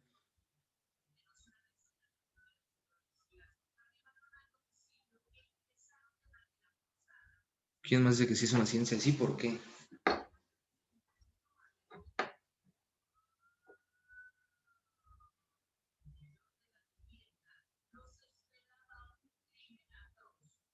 Ahorita vamos a abordar esa parte o regresamos a esa parte ya casi cuando vayamos a concluir. Para mí, déjenme decirles mi opinión, para mí es solamente un discurso, que sí, obviamente lleva una historia, lo que aprendemos en la escuela es historia de las teorías, de lo que uno y otro ha dicho. Hacemos un análisis o inclusive nos aprendemos los discursos, los diferentes discursos de los estudiados en dicha rama. Sin embargo, es un discurso porque dependemos completamente de la política. Si mañana la política dice que la criminología desaparece, el sistema penitenciario desaparece y no tenemos que hacer absolutamente nada. Les voy a poner un ejemplo. En México, hace 20 años, el aborto era un delito. Y las personas que ingresaban a reclusión, evidentemente mujeres que abortaban y que eran castigadas por el delito de aborto, porque era un delito, el criminólogo, el psicólogo, el trabajador social, el pedagogo o la pedagoga y el psiquiatra abordaban a la persona. Y entonces se ponían a investigar los factores criminógenos, ¿no? Los factores que llevaron a esta persona a abortar. De repente, no recuerdo hace cuántos años, pero estoy hablando de hace unos 6 años, 7 años, alguien dijo que el aborto ya no era un delito en la Ciudad de México y que era completamente legal antes de las 12 semanas. Entonces el criminólogo dejó de estudiar el fenómeno del aborto. El psicólogo en sí dejó de buscar factores para que una mujer abortara antes de las 12 semanas. Y ya no se trata. Se acabó.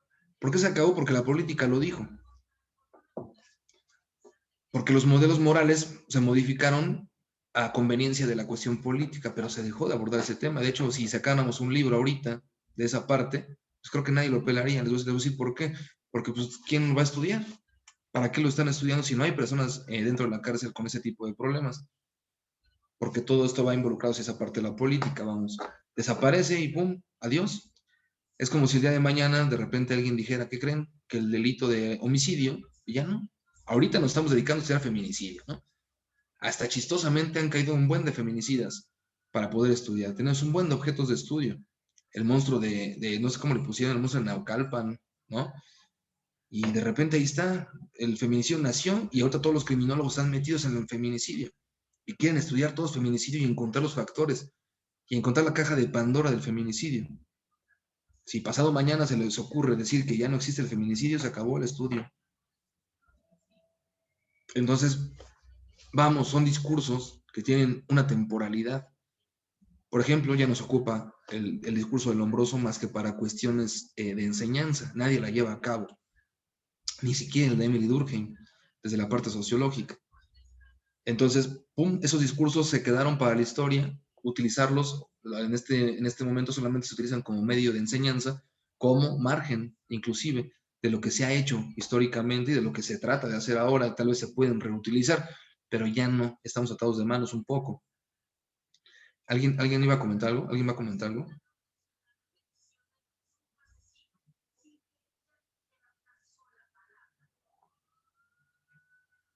Creo que no. Tenemos aquí algunas cosas en el chat. Sí.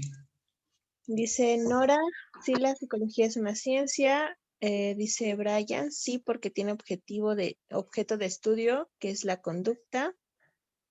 El licenciado Sergio Lupercio dice que sí es una ciencia. Y Nora nos comenta, como todas las disciplinas hay una evolución, lo cual no justifica que la psicología deje de ser una ciencia solo porque hay cambios en algunas cuestiones. Claro. Ok. Obviamente va siempre respetando la parte de su opinión, ¿no? Evidentemente. Desde mi perspectiva, y lamento decirlo, para mí no es una ciencia. Para mí es una serie de discursos, incluso un aparato ideológico, que se utiliza de manera espaciada para los fines, vamos, de la política actual, de la política en turno, lo diría yo así. Continuamos con esta parte científica. Bueno, la parte científica, la parte desde mi perspectiva, llamarlo científico es una forma de atarrar la verdad, diría Luis Eduardo Aute en una canción. La ciencia es una forma de atar la verdad. Si digo que es científico, entonces todos me van a creer, aunque no lo hayamos corroborado. Obviamente la mayoría de nosotros no tenemos formas de corroborar muchas teorías, solamente llevarlas a cabo. Y tenemos que encasillarlos porque tenemos solamente parámetros específicos en los cuales tenemos que hacer que esas personas entren en esos parámetros.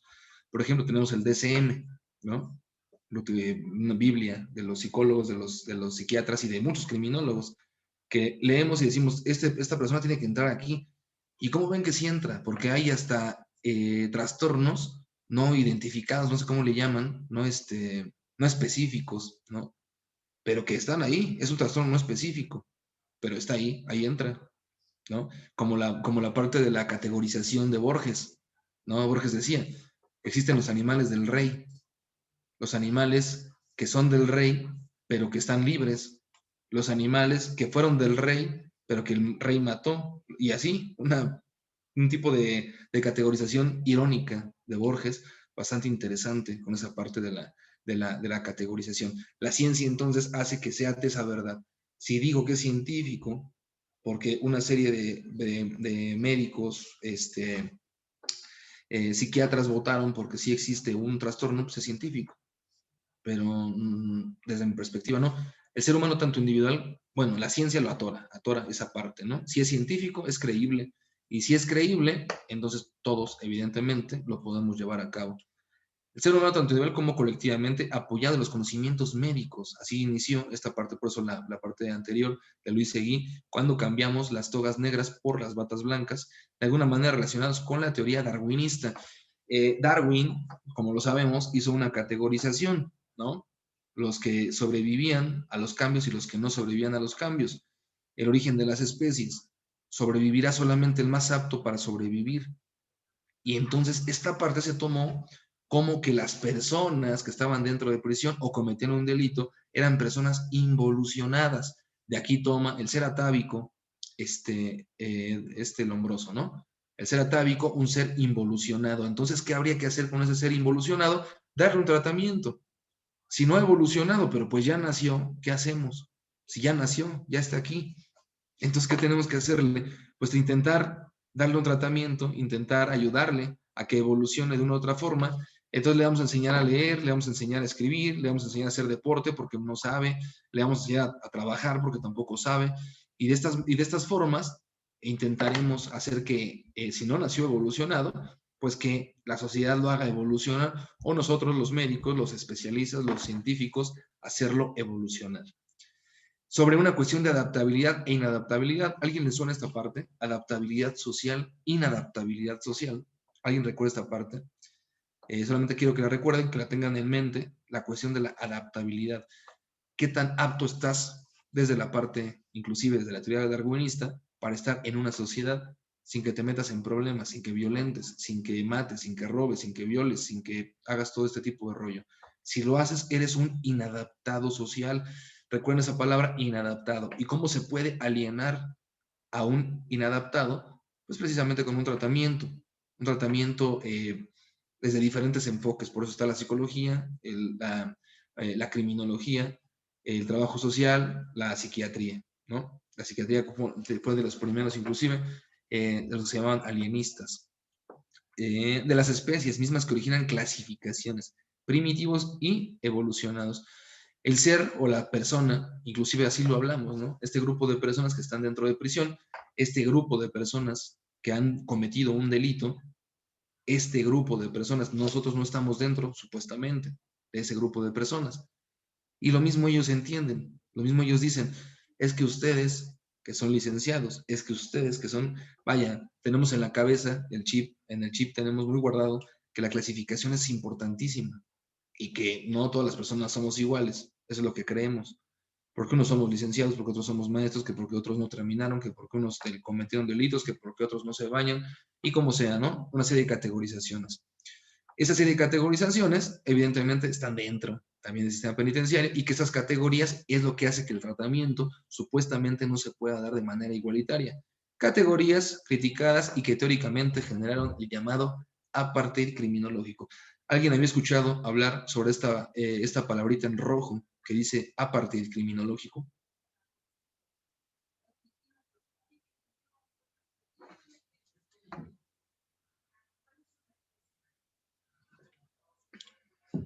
¿No? ¿Nadie? Nadie sabe cuál es el apartheid criminológico. Bueno, el apartheid es un delito, de hecho, a nivel internacional que lo llevó a cabo el derecho penal internacional, delito de apartheid. ¿Alguien iba a comentar algo?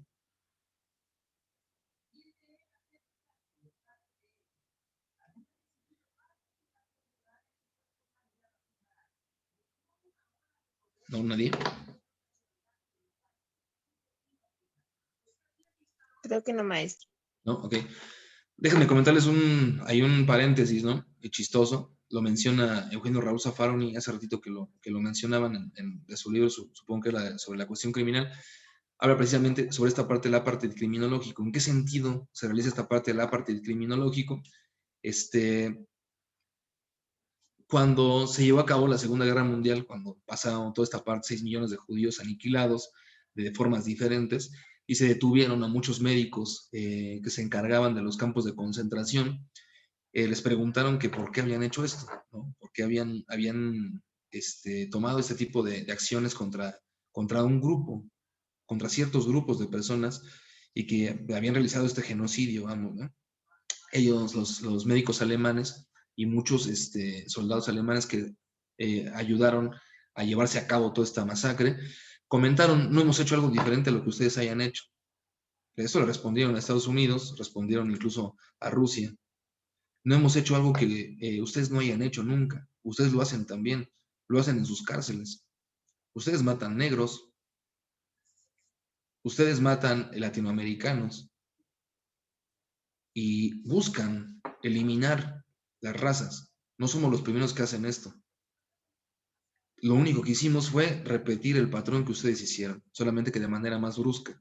Pero estamos haciendo exactamente lo mismo. En las cárceles de la miseria, de Eloy Bacanda, cierto que lo estaban mencionando, menciona precisamente las estadísticas de personas de color dentro de las cárceles norteamericanas. Y menciona que arriba de un 40 y tantos % son personas de color. Arriba de un 20 y tantos % son latinoamericanos.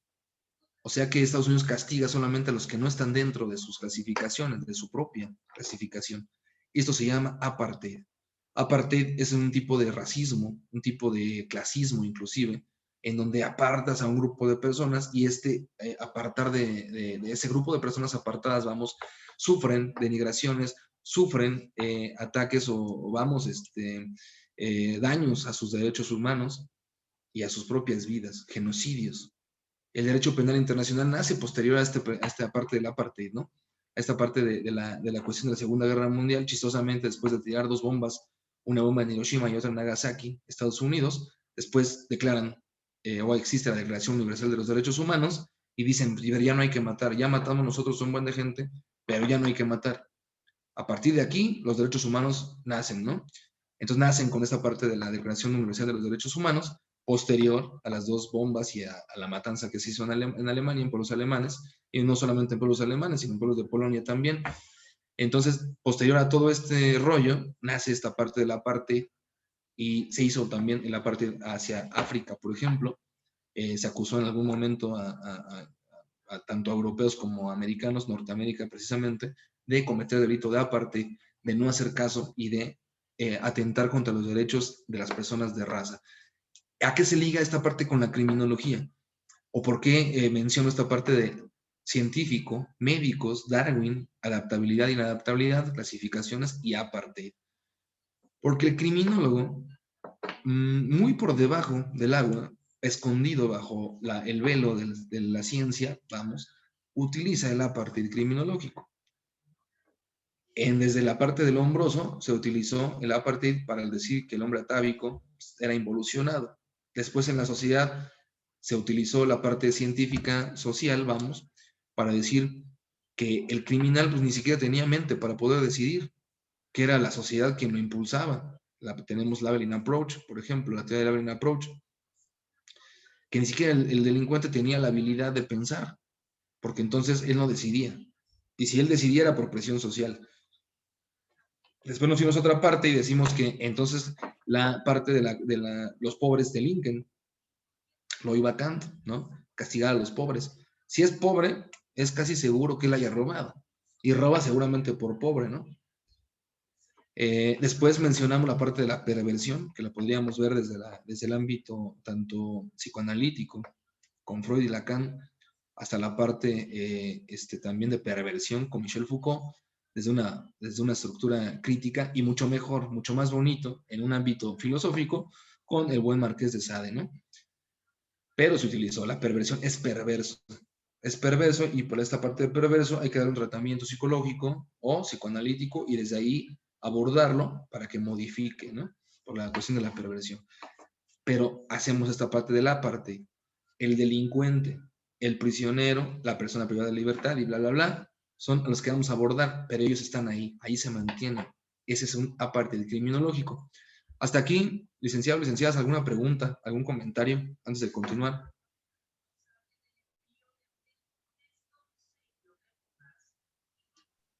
¿Alguien tiene alguna pregunta o comentario que realizar? Podemos usar la función de alzar la mano para poder tener el micrófono.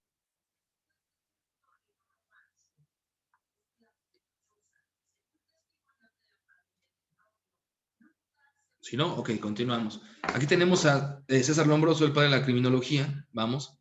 Verno Italia, criminólogo, médico italiano. Chistosamente, casi todos los precursores de las disciplinas o de las ciencias humanas, como la criminología, la psicología y toda esta parte, han sido médicos, ¿no? La medicina ahí intentó abordar los temas de la política, metiéndose en la parte del derecho inclusive, y de la cuestión del castigo, evidentemente, ¿no?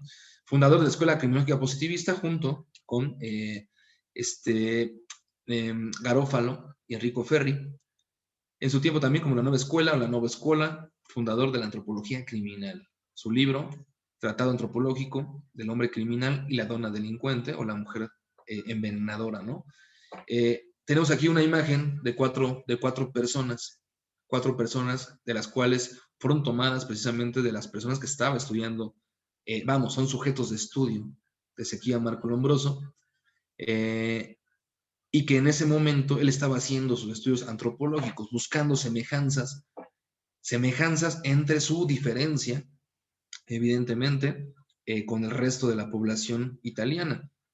Y podíamos meter a un quinto, que es el mismo Ezequiel Marco Lombroso, que me gustaría que ustedes identificaran qué diferencia hay entre Lombroso y estas cuatro personas. Aquí tenemos a tres seres atávicos, supuestamente Lombroso, y a una mujer que probablemente pudiese delinquir. Ojo, aquí la prevención de la criminología era de que si cumplían con los estándares de alguna tipología lombrosiana, es que eran no encarcelados, pero eran metidos a un hospital para estudios, quisieran o no quisieran, ¿eh? Esa es la prevención, o inclusive podían estar a la mira. Imagínense que ustedes van en una sociedad, o que vamos en una sociedad europea donde no nos parecemos en lo absoluto a los europeos nosotros, y andamos caminando por ahí y todos nos empiezan a ver porque ese cuate no se vaya a robar algo, porque viene de México, todos guarden sus billeteras, ¿no? O sabes que está tatuado, tengan cuidado, ha de ser un mala salvatrucha. Algo así se hacía en la sociedad italiana en esos tiempos, ¿no? Poner el ojo en las personas que tenían figura de una de las tipologías lombrosianas. ¿Alguien podría decir en qué se parecen estos cinco? ¿O en qué más bien no se parecen estos cinco? ¿Alguien quiere ahí comentar algo? O hacer un comentario con la misma imagen, vamos.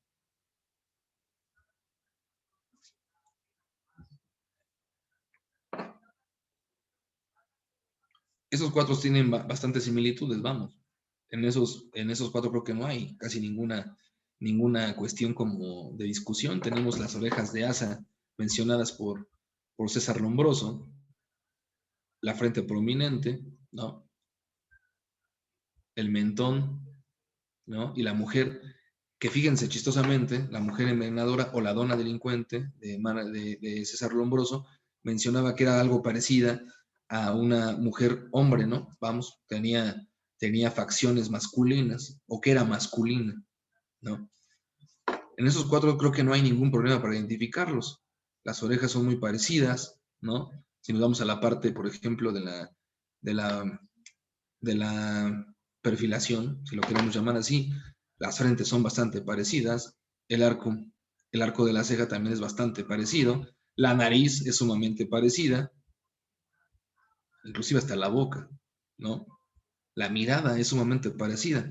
Y algo chistoso, la vestimenta también, ¿no? La vestimenta también se ve que son personas, a lo mejor hasta en situación de calle, o a lo mejor con algún tipo de problema mental, vamos, ¿no? Evidentemente nada parecido a un médico burgués de estos años en Italia, ¿o sí? Eso es lo que discrepaba precisamente también en la parte social. En primera, por la parte económica, en segunda, la parte de pensamiento, y en tercera, la parte, obviamente, tanto de color como de forma, no eran nada parecidos a los italianos. Bajo estas partes se funda, esta parte criminológica inicial de lo que se recarga el conocimiento criminológico. Estos eran sujetos de estudio, estos eran merecedores de un tratamiento. ¿Qué tratamiento? ¿Alguien sabe cuáles eran los tratamientos en estos tiempos de la escuela médica? Psiquiátrica, vamos.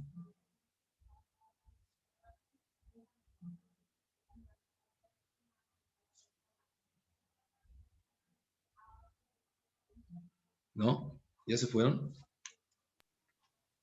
No, creo que no, maestro, pero no sé si esté bien, pero recuerdo vagamente nada más algo, que era baños de agua fría, me parece, en helada. Claro. También esta parte de la silla eléctrica, por así llamarla, es que no me acuerdo de su nombre.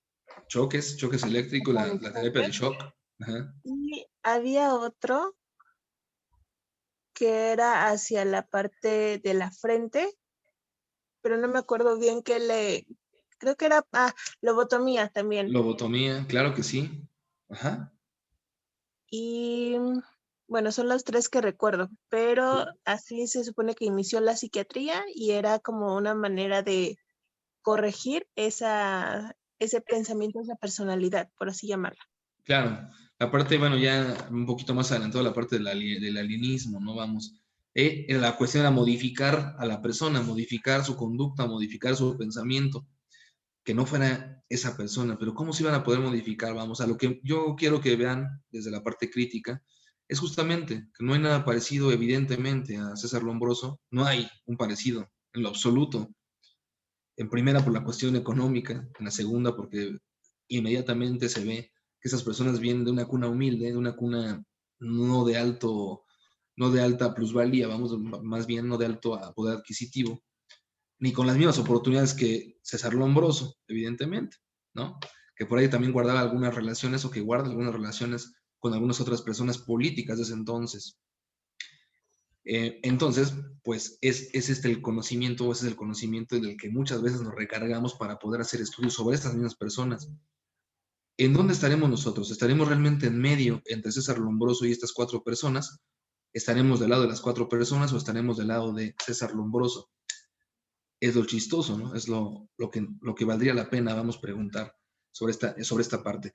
Lo que me interesaba, vamos, en esta primera clase es hacer un análisis con respecto a la epistemología criminológica, lo llamemos así, no solamente epistemología criminológica, sino al nacimiento de la misma prisión, que va ligado también del nacimiento de la criminología, porque César Lombroso también se encargó de hacer estudios dentro de las primeras cárceles. Tenemos a Beccaria, por ejemplo, si alguien ha leído al Marqués de Beccaria, y esta parte de hacer el análisis con respecto a las pocas probabilidades de una reinserción o de un tratamiento penitenciario, y a las penas justas, que es lo que hablaba hace rato Luis Seguí, con la parte de la penología, ¿no? Entonces, creo que también sería interesante leer a Marqués de Beccaria para intentar guiarnos con lo que estamos haciendo ahorita, que es un análisis reflexivo, una retrospectiva pequeña, muy pequeña, con respecto a las teorías criminológicas y que van a ligarse precisamente al tratamiento penitenciario, que vamos a empezar a tocar cómo es que inicia un tratamiento penitenciario, cómo es que se decide un tratamiento penitenciario y a partir de cuando ingresan a la reclusión, cómo es el proceso. ¿Cómo es el proceso que ingresan a la reclusión? Pero esto, de verdad, siempre a mí se me hace muy importante poner como en tela de juicio, inclusive la misma ciencia, para saber si lo que estamos haciendo realmente es científico o inclusive es esta parte de risa, ¿no? Vamos. Diagnóstico, pronóstico, tratamiento, motivaciones o factores, es lo que vamos a ir viendo poco a poquito. Ahorita ya no lo vamos a ver directamente, pero lo vamos a seguir viendo. Esto es algo interesante, esto sí, porque tiene que ver con la parte analítica epistemológica del mismo tratamiento penitenciario. Tenemos en esta imagen, ¿no? ¿Qué son estas personas? Si el crimen no es patológico, el propósito del castigo no puede ser curarlo. Si la conducta no es una patología, entonces tampoco existe el objetivo de curarlo, o no tendría que ser el objetivo de curarlo. Lo decía Emily Durkheim, evidentemente con sus teorías sociológicas en 1936, que también es algo importante de observar, ¿no? Y categorizamos, hace rato les decía, soy un Mara Salvatrucha porque llego a una sociedad donde el tatuaje está mal visto y me ven bien tatuado y vamos a aguas con este cuate nos va a robar, nos da miedo y eso hacemos, ¿no? Categorizamos la cuestión del etiquetamiento. A mí siempre me gusta cerrar con algo y obviamente escuchar comentarios finales. Entonces quiero cerrar esta parte, este análisis, vamos, de retrospectiva de criminología y tratamiento penitenciario con Michel Foucault en un libro que se llama Defender a la Sociedad, de una serie de conferencias y de investigaciones que hace en el Colegio de Francia en 77, a partir del 76, 75 inicia, y entonces dice así: tendría que poder discutirse lo que he propuesto. A veces cuando la clase no es buena, bastaría poco una cosa, una pregunta para volver a poner todo en su lugar. Aunque esa pregunta nunca se plantea. En Francia, decía Michel Foucault, el efecto de grupo hace imposible cualquier discusión real. Y como no hay un canal de retorno, el curso se teatraliza. Tengo una relación de actor o de acróbata con las personas presentes y cuando termino de hablar, una sensación de soledad total. Así que yo les invito a que tengamos un poquito más de vaivén, de conocimiento. No solamente ustedes aprenden, o no solamente vienen ustedes a aprender, créanme que yo sigo aprendiendo todos los días. Entonces, de lo que comenté ahorita, que fue, les voy a comentar, fue una parte de retrospectiva, una parte analítica, inclusive una parte crítica con respecto al tratamiento penitenciario. Si tienen alguna pregunta, alguna queja, sugerencia, también son bastante bien aceptadas y críticas, obviamente.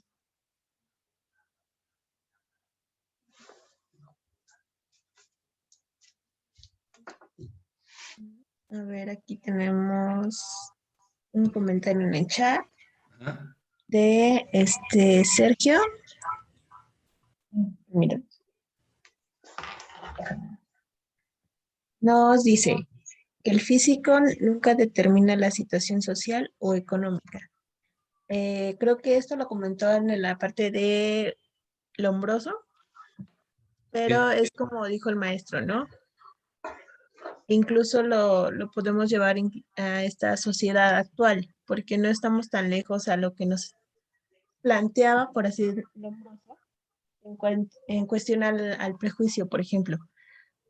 ¿Qué es lo que hacemos nosotros cuando estamos en la calle y vemos una persona súper tatuada o muy mal encadrada, como por ejemplo estos sujetos de aquí que podemos ver en la presentación del Lombroso? Ok, la del Lombroso, ajá. Entonces, pues el prejuicio, bien lo mencionaban algunos autores, que nos puede ayudar como a ponernos a salvo, tal vez, pero también pues nos orilla a actuar de acuerdo a lo aprendido, a lo que nos dijeron la sociedad, que era uno de los puntos principales que usted tocaba. Sí. Que generalmente el pensamiento es influido dentro de nosotros a la sociedad y viceversa. Entonces, no sé si alguien tiene algún comentario, alguna reflexión que hacer con esto, que a mí me pareció muy rico, porque a pesar de tener tal vez diferente formación académica e incluso diferente manera de ver las cosas, que es la perspectiva, siempre es muy rico ver el punto de vista de otros profesionales. Entonces, si alguien quisiera aportar algo, puede alzar la mano y con muchísimo gusto les activo el micrófono.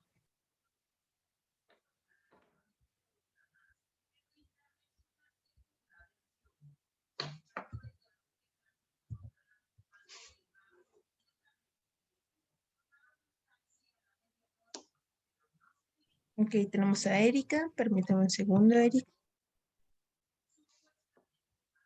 No sé si ya puedes activar tu micrófono.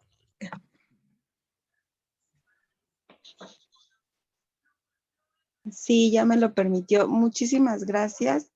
Sinceramente, la clase me atrapó, profesor, porque la reflexión que hace con relación a las penas, yo soy psicóloga y el trabajo aquí creo que de los criminólogos, sí me hizo me dio mucho en qué pensar porque hay una gran responsabilidad al tiempo de juzgar. Entonces, los prejuicios pues son un aspecto muy importante que debemos estar trabajando y sobre todo los que imparten justicia, porque los delitos son cometidos por personas. Entonces, el que usted no se haya permitido observar a las personas, hacer a un lado el delito, pues implica de una formación bioética fuerte, pues con relación a las personas que imparten justicia, porque muchas veces estos derechos se ven violentados en muchos aspectos. Entonces, nuestra sociedad, pues tenemos mucho que trabajar, y como profesionales, pues seguirnos capacitando y actualizando en todos estos temas. Muchas gracias, profesor. La reflexión fue muy impactante. De verdad, yo estaba haciendo otras cosas y la materia, bueno, ya me atrapó. Estoy aquí y le agradezco mucho todas las aportaciones que nos dio en las diferentes diapositivas y sus comentarios personales. Muchas gracias. No, ¿de qué, Erika? Al contrario, gracias a ti. Y es que desafortunadamente así se trabaja la cuestión preventiva, la misma policía, ¿no? Se ve luego que es rata, ¿no? Que es ladrón, vaya. Así trabajamos, inclusive muchos de nosotros, lo hacemos, muchas de las personas que estamos dentro de los reclusorios, así trabajamos. Inmediatamente se ve que sí violó, inmediatamente se ve que sí mató, se ve que es bien violento, se ve. Eso es un prejuicio. Yo les invito a que trabajemos fuera de los prejuicios y fuera de los encasillamientos, y trabajemos con la persona, con el ser, vamos, en sí, no con lo que pensamos que es, justamente. ¿Alguien más creo que levantó la mano? Sí, maestro, hay dos más. A ver, vamos a primero darle la palabra a Miriam y posteriormente a Sandra. Sí. Adelante, Miriam. Pues solamente agradecerle al maestro de su enriquecedora ponencia. Lamentablemente sí, pues se nos van a muchos defensores de las manos algunas cuestiones que tenemos que tomar en cuenta de los derechos humanos hacia las personas en reclusión, maestro. Yo he tenido muchas experiencias en varios penales, de acuerdo a lo que usted nos comentaba, cómo se puede ver que una persona está totalmente, pues yo lo entendí así, arrepentida, o está haciendo conciencia de que pues cometió un delito, y que lo que hizo pues tiene que tener algún castigo, alguna situación. Pero también vámonos a esa instancia de que pues usted también nos dijo que pues la cárcel es para los pobres, y lamentablemente así es. O sea, lamentablemente hay mucha gente que pues está en reclusión por ser pobre, por no tener para pagar un buen abogado penalista que se fije en su caso, porque lamentablemente pues para los defensores de oficio, pues son, ¿qué le digo? En Chiconauhtla hay alrededor de 5,000 internos, y pues la mayoría llevan, pues defensor de oficio. Y entonces, pues para 4 o 5 defensores, pues es nula la posibilidad que tengan de alcanzar, pues una justicia plena en su caso. Entonces yo le agradezco realmente a usted que se ponga a enseñarnos este tipo de charlas, de pláticas, de enseñanzas, porque sí nos hace conciencia, maestro, sí nos hace conciencia en cómo debemos ver a las personas que están en reclusión, o sea, no menospreciarlas, porque realmente algunas están por 30 pesos, 120 pesos.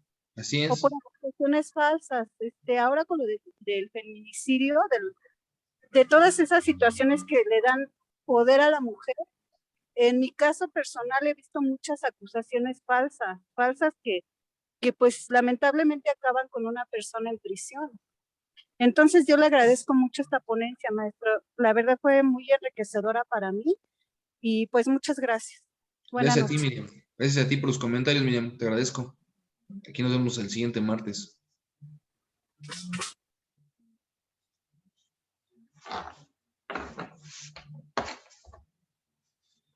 ¿Listo? Bueno, si ya no hay comentarios, licenciados, licenciadas, maestros, maestras, les agradezco mucho su atención. Nos vemos en la siguiente clase. La siguiente clase ya entramos, como les decía hace ratito. Esta clase fue introductoria, una parte analítica, una parte para repensar la cárcel y repensar lo que estamos haciendo y lo que hacemos justamente día con día con las personas que están dentro de prisión y con las prisiones, ¿vale? La siguiente clase ya entramos ahora sí en materia de tratamiento penitenciario, a ver un poquito más de modelos penitenciarios inclusive, Y bueno, yo les agradezco mucho su atención. Que pasen buena noche. Nos vemos en la siguiente clase. Gracias, maestro. Nos vamos a ver entonces la siguiente clase. A los que todavía no están inscritos a este curso y que les interesa, recuerden que todavía se pueden inscribir. Pueden mandarle mensaje al licenciado que vino a mí. Y con mucho gusto les mandamos la información requerida. De igual manera, a los que ya están inscritos, nos vemos la próxima clase. Muchas gracias, maestro, por esta primera clase muy interesante que nos invitó más que nada a pensar, incluso, como usted bien lo dijo, a criticar un poquito dentro, por ejemplo, de mi área, que es la psicología, y obviamente, pues, de la parte de criminología. Muchísimas gracias, maestro, por esta rica clase del día de hoy, y nos vemos la próxima clase. Que tengan una bonita noche todos. Hasta luego, buena noche.